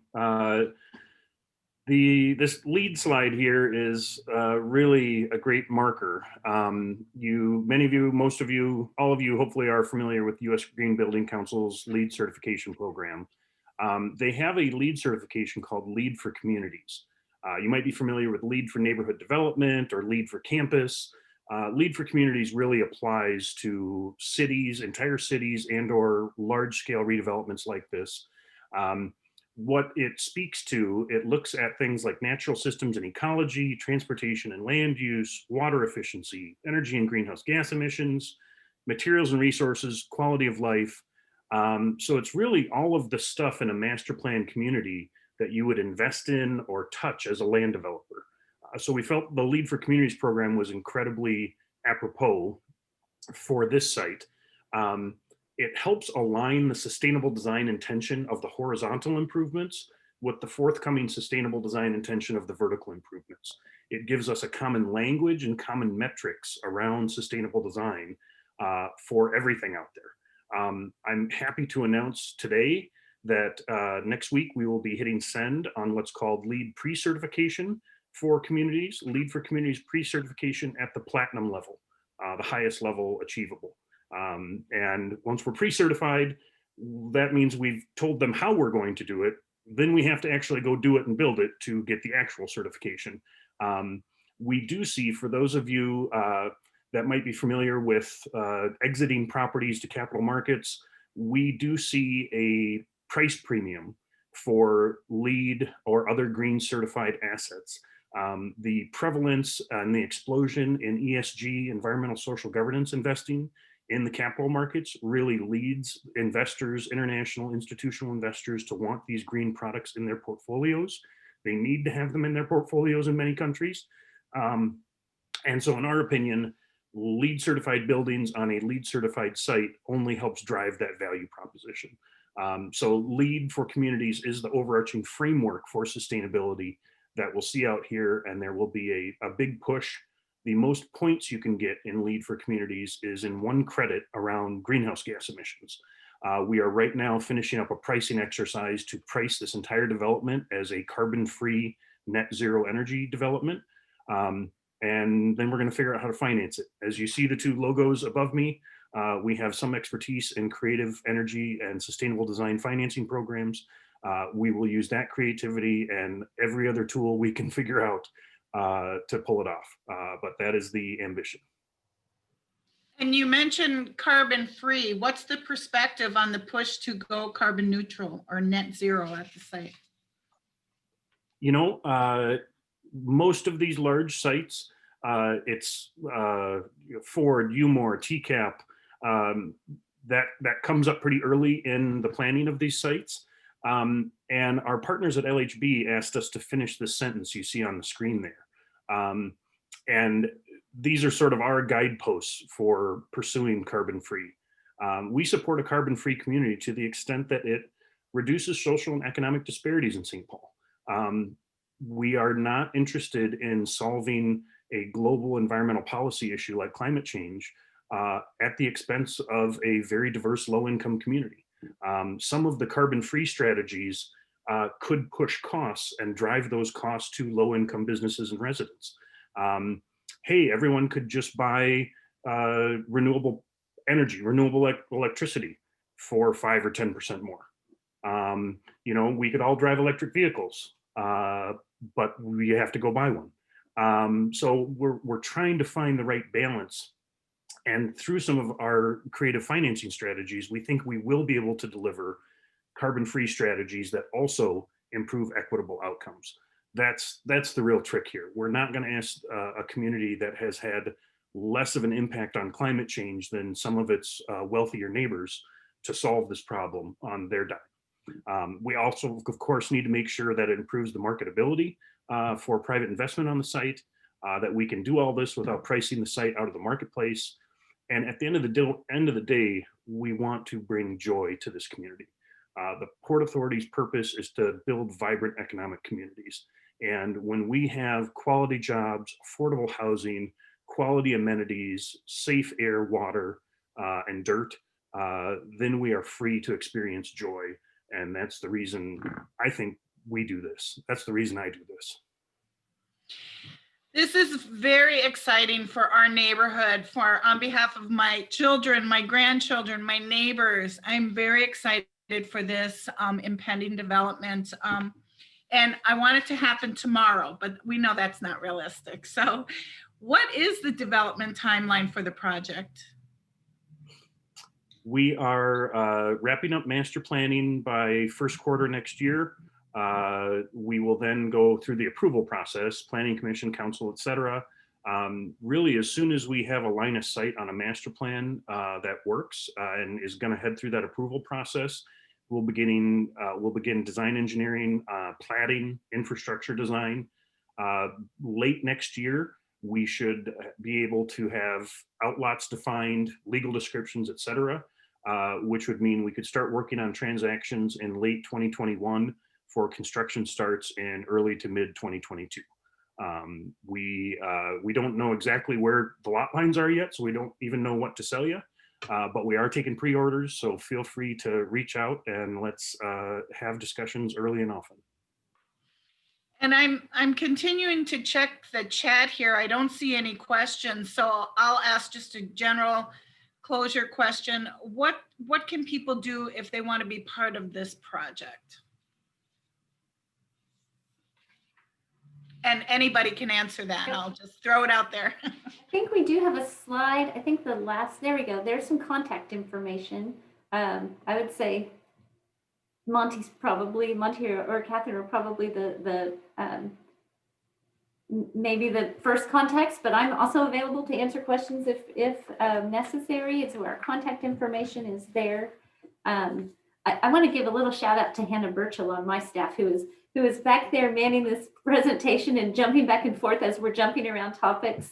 She's been wonderful this morning. And I also do want to thank all of you. I've really enjoyed being on this panel with all of you. And I so much am looking forward to meeting and working with all of you in person. I absolutely share that sentiment, Nicole, and to get involved on the planning land use side, obviously you could reach out to Nicole and her staff. As we wrap that up and get into the transaction side, you could certainly start with myself. Catherine and I will be working together on transactions out here, so you will be in good hands. We will, once we get a little better line of sight on the master plan that's moving forward, we will be formalizing that into the marketplace through the usual MinCar type channels. So you'll see some of those materials. Right now, there's just too many amorphous blobs of land use out there to really tell you exactly where things are going to land, but we're getting there pretty quickly. Great. And Jeff Johnson, how are we doing on time? Are we over? Yep. So I think this is a good ending and a great segue onto the next panel. Very, very interesting topic. I thought you guys did a wonderful job. I have a kind of a long history kind of in that location. My mom grew up just down the road from there. I've played that golf course a number of times. We've hosted a Minnesota Real Estate Journal golf tournament there, and it was just kind of crazy to see that photo back in the 1950s and stuff like that of the guy spraying the golf course. I'm surprised I don't have a horn coming out of my head right now or something like that. So anyways, thank you again for the panel. Thank you for the information. Awesome job. Thanks again. And as you segue off, go ahead. Can I introduce Carrie here? Yep, it's all yours. Wonderful. Our next panelist, hi Carrie, is a wonderful colleague of ours at Ramsey County, the Economic Development Director at Ramsey County. Carrie comes from Roseville. Many of you may have worked with her there. Some really great projects, some really great development that's come out of the ground in Roseville under her tenure. Carrie has really worked to expand, reconstitute to a formidable extent the economic development apparatus at Ramsey County, particularly through COVID. They did some amazing work to help share resources and make sure that there was a good clearinghouse for those resources. She's brought, many of you may know Martha Faust, the many years head of Minnesota Brownfields on board. Rick Howden, who was previously with the City of St. Paul, really has an outstanding economic development team, and she's going to tell you about their upcoming plan and how that's going to help guide all of our efforts. So welcome, Carrie, and thank you. Thank you so much, Monty, and thank you to the Minnesota Real Estate Journal and to all for having me today. I believe this is where I make the obligatory remark that I'm standing between you and your lunch, so check. And let me, if you'll just take a moment, I'll share my screen and get the PowerPoint up and running here. All right, hopefully you can all see that. I'll just start off by saying that Monty did a great introduction, and a part of my slides, we can probably jump to that, knowing that we've got about 20 minutes here, is introducing you to Ramsey County, because many of you may have worked with us on a variety of projects in the past or be familiar with some of our major redevelopment projects, that is River's Edge, which you heard about this morning, and Rice Creek Commons. But economic development, for the most part, is relatively new to Ramsey County in terms of proactive economic development. And so when I was brought on board a couple of years ago, actually it was I just had my 2-year anniversary on the 13th, yay! It was in an effort to demonstrate Ramsey County is here. We are a partner in economic development initiatives. We are a partner in housing. And to lean into that space, because we knew our city partners were saying, where is the county? We need your help. So we'll start off by saying here, let's see here. Let's see if I can, there we go. I want to introduce you to the team. Monty alluded to this. To my right here, Josh Olson is my deputy director. He's also the project manager of River's Edge and does a tremendous job. He is my right arm in all initiatives, and is just a wonderful asset to the community and economic development team. Martha Faust, as mentioned, came from Minnesota Brownfields, and she is managing the redevelopment project at Battle Creek Ponds. There's Mary Lou Egan as our community development specialist, and she oversees and administers our federal entitlement programs of CDBG and home. Rick Howden is our economic development specialist, and he has been a critical role in this world of COVID-19 in terms of small business support and relief, and was also instrumental for getting our Ramsey County Means Business site off the ground. And then we've got our administrative assistant extraordinaire, Sue Sutter. All right. So as mentioned, we moved from reactive economic development, where we were the last funding stream in, or kind of the last to be approached, to being a more proactive player. And this was, in demonstration a couple of years ago when I was hired, the county said, we need to establish a presence. And there was very minimal staff capacity. There was 3-4 of us in various departments and isolated areas. And so we knew we needed to kind of deepen our bench and lean into economic development. So city partners were saying we need more. Greater MSP said, just to let you know, in terms of site selection for entities outside of the state, they often go to the county first to locate resources, opportunities, redevelopment sites, and incentives. And you don't have anything. And we didn't have much of any information other than some, housing programs and redevelopment programs, but we didn't really have much of a presence. And we heard feedback from the community that incentives for development, expansion, cleanup, they weren't well understood. So one of the first couple of weeks that I had on the job, I was part of a meeting with some economic development leaders, and they slapped down a massive packet of incentives and said, this is what we give the business community in the event of potential incentives and programs for either locating or expanding your business. So it became a very kind of labor intensive, cumbersome way of doing business with the city and the county. And, in terms of being reactive, we had and we have limited resources, so we couldn't lean into that role, but we're hoping to change that. In terms of economic competitiveness and strengthening our region, what's kind of unique to Ramsey County, which you may or may not know, is that we have an existing housing and redevelopment authority. However, we have never historically levied. So unlike Hennepin County, who over the course of 20 years has a pretty amazing toolbox in terms of housing and redevelopment initiatives and corridor initiatives, Main Street, TOD programs. They have been levying for 20 years under their HRA in order to develop those tools, whereas Ramsey County has not. Even partners of Anoka, Dakota, Washington County have CDAs, HRAs, or EDAs to support economic development initiatives. And so again, our board said we need to change that. We need to first figure out where we want to go in terms of programs and services and initiatives before we just start activating that levy.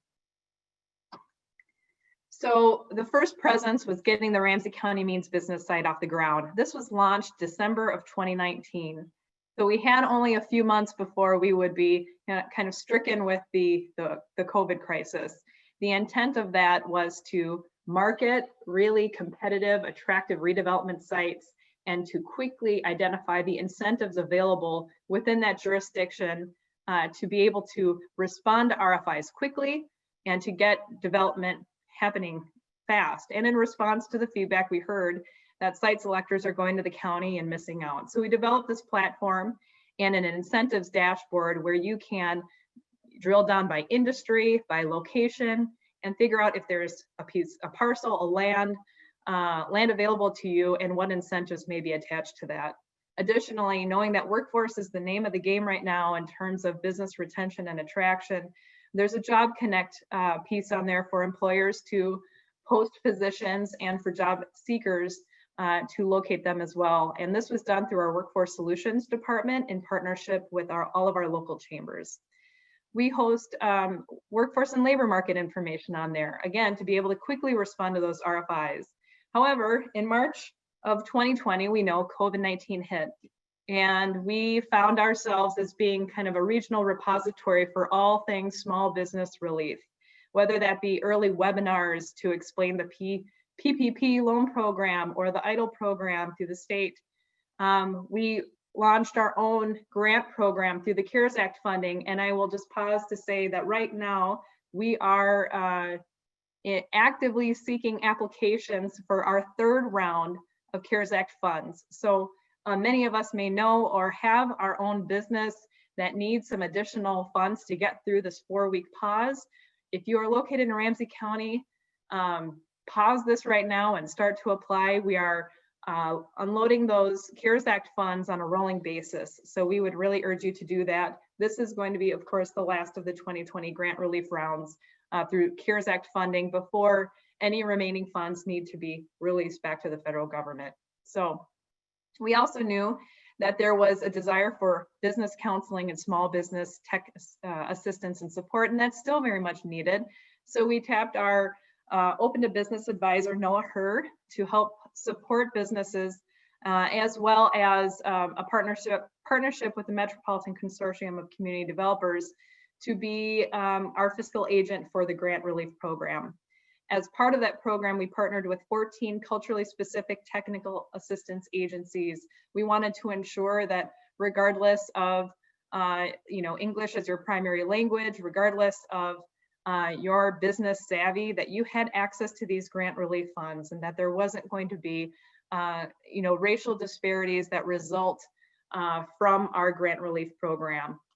And then we launched a regional coalition with Minneapolis, Hennepin County, Anoka County, various chamber partners, I think 30 different chamber partners across the region signed on to form the Business for Business MSP partnership. And that was really intended to say, hey, how can the large businesses support that? And one example was 3M gave Ramsey County through Business for Business $40,000 to procure 4 head thermometers for our small business community that will go into a small business supply bag here at the early start of December. So, wonderful partnerships and a great coalition across the river and beyond to say we're all in this crisis together. So how can our big business support our small business at this time?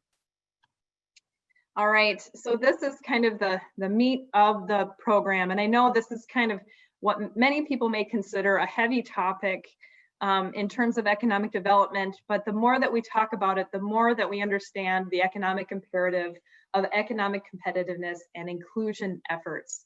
So I'll just pause here to say on your screen, you should see logos across a variety of different consultant agencies.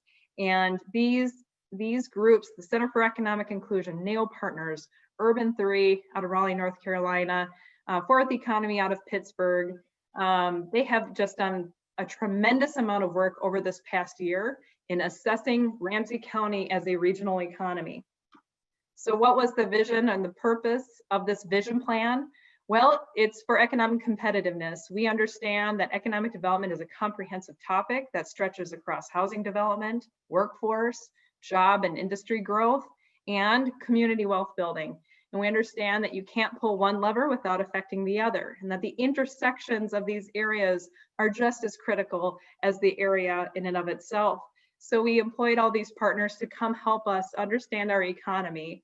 And for those that aren't aware, Ramsey County is the most diverse county in the state of Minnesota. So the cost of inaction is significant, and the cost of inaction in terms of economic inclusion results in disinvestment in many underrepresented populations. So we have an economic imperative to explore what can be done to reduce those race-based and economic disparities, and this is what the plan set out to do. The areas that we covered in this plan include an inclusive business and an innovation economy, affordable housing and housing options, job growth and the competitive advantage, that is Ramsey County, place-based inclusion, fiscal health, and workforce development. At the heart of what we do is wealth creation. We understand that the system that was previously in place through restrictive racial covenants in terms of housing, in terms of redlining, that was a system that was put in place to extract wealth from some communities. And so we have to be just as intentional as we lean into economic development initiatives to transform the system so that we reinvest wealth into those communities that have experienced historic wealth extraction. So that gets at to the why. Why are we doing this? Why economic inclusion? And I would say there's a link on your screen for a recent New York Times article from a couple days ago that talked about, what is the return on investment for economic inclusion and what happens if we don't be intentional in the work that we do. And the article is racism impoverishes the whole economy. It certainly impacts our whole economy. So that is kind of the premise for our vision plan. As a result of a year of engagement, both in terms of focus group engagement, a steering committee, engagement with our public partners and with the masses, in addition to understanding our regional economy by the numbers, there were some identified challenges that stood out. In the inclusive business and innovation economy section, we found that Ramsey County has a low number of business births or business startups in comparison to Hennepin County and other like regions, and in addition to the nation. So we know that we're going to need to be more intentional now more than ever as a result of COVID-19 to create an infrastructure where businesses can get the resources they need to start and grow in Ramsey County. And although there is growth in our innovation economy, the Black and Latinx workers are being left out of this growth. And so we need to make sure that we understand where the gaps are in terms of workforce development, workforce upskilling, to ensure that all segments of our community and all our BIPOC community is benefiting from economic growth. The access to capital for small businesses is something that we have heard loud and clear from CDFIs, from our culturally specific technical assistance agencies, that there just isn't enough capital to create the small business kind of growth infrastructure and continuum that we would desire. So Ramsey County will be looking at what role can the county play in ensuring that there's more capital to support a strong small business community. And in terms of corridor and place-based economic inclusion, of course, what's unique to Ramsey County, or not so unique in terms of being kind of the core with Hennepin County here, is we have limited land availability. So the bulk of what we do is redevelopment. With the exception of a few stretches such as Rice Creek Commons and others, all the work we're going to do is redevelopment. And as described with Hillcrest and others, having flexible funds to mitigate contamination issues as they arise, and to be able to provide enough regulatory flexibility and latitude to innovate and create where there are redevelopment opportunities is going to be at the core of creating a vibrant county economy. We know that over the course of the next 10 years that we're going to lose a lot of affordable housing and it's going to be converted to market rate. Much of the naturally occurring affordable housing, or the NOAA housing, is located along transit lines. So we know that we, as a kind of a governmental body, know that we need to intervene and step in to ensure that NOAA housing is preserved and be a key player in the preservation of affordable housing across all bands of area median income. We know in Ramsey County we have an aging infrastructure, and that's going to pull a significant amount of resources away from creating new and innovative infrastructure for new and emerging industries. And what was particularly interesting through the fiscal health analysis that was performed by Urban 3 is that Ramsey County has significant amount of stretches of underutilized surface parking. And that's both along county facilities and county corridors and around major retail employment centers. So revisioning and rethinking surface parking and outlots and building out these kind of major retail hubs that are the Maplewood Mall, the Rosedale Mall, and revisioning more sustainable land use compositions is going to be critical to sustaining these kind of major employment areas. All right, now a big piece of this economic competitiveness and inclusion vision plan includes ensuring that we have the housing infrastructure to meet the needs of our existing and growing economy.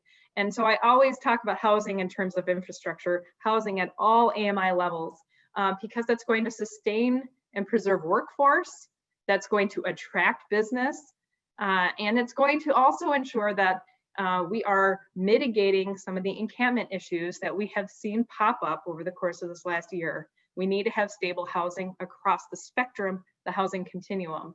So we learned nearly 67,000 households in Ramsey County are cost burdened, and that means that they're paying more than 30% of their income toward housing related costs.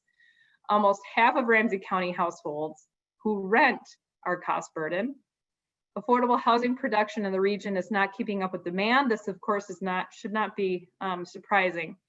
And we're seeing a lot of loss in NOAA inventory as larger markets come and convert those to market rate.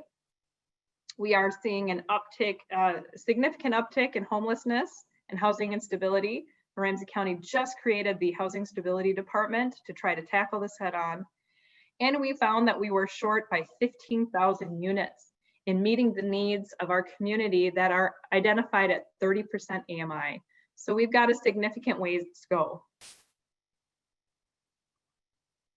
There's a significant amount of opportunity in Ramsey County. Our diverse economy, our immigrant population, our refugee population is a significant opportunity. There's an entrepreneurial spirit within our immigrant community, and we need to ensure a small business infrastructure that'll support that. We're going to be experiencing a significant amount of growth in the next 20 years. Again, opportunities arise. I'll just, transformational projects that you just heard of, Hillcrest, River's Edge, Fordsite, all represent huge opportunities to both put people back into work, both temporarily and permanently, but to provide a range of housing options that will sustain workforce for our existing and future businesses. And right now there's a significant amount of political will to build capacity and to align resources to make this plan walk. I can assure you Ramsey County Board has no interest in saying, yay, we did a feel-good plan and putting it on a shelf. They're going to put this and have begun to put these initiatives to work.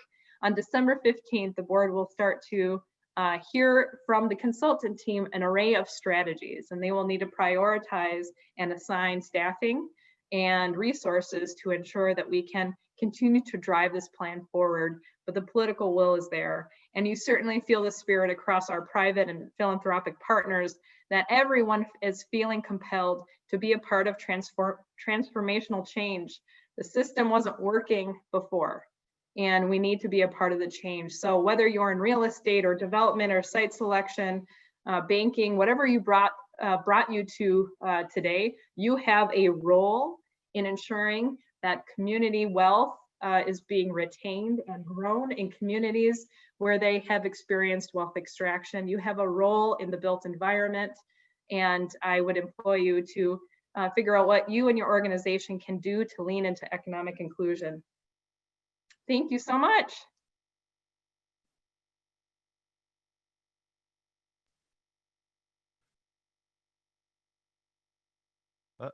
Any All right, questions or- excellent. Thank you very much. I appreciate it. So thank you so much for your time today. And thank you to everybody for attending today's webinar. Also, before I sign off here today, once again, a very special thank you to our sponsors, Bridgewater Bank, Wipfli, Washington County, Great River Energy, Interstate Companies, St. Paul Port Authority, St. Paul Development Alliance, and the City of St. Paul. Thank you very much to everybody for joining us today, and look forward to seeing everybody very, very soon in person, and on our next webinar, which is coming up December 4th. Thank you very much. Have a nice day.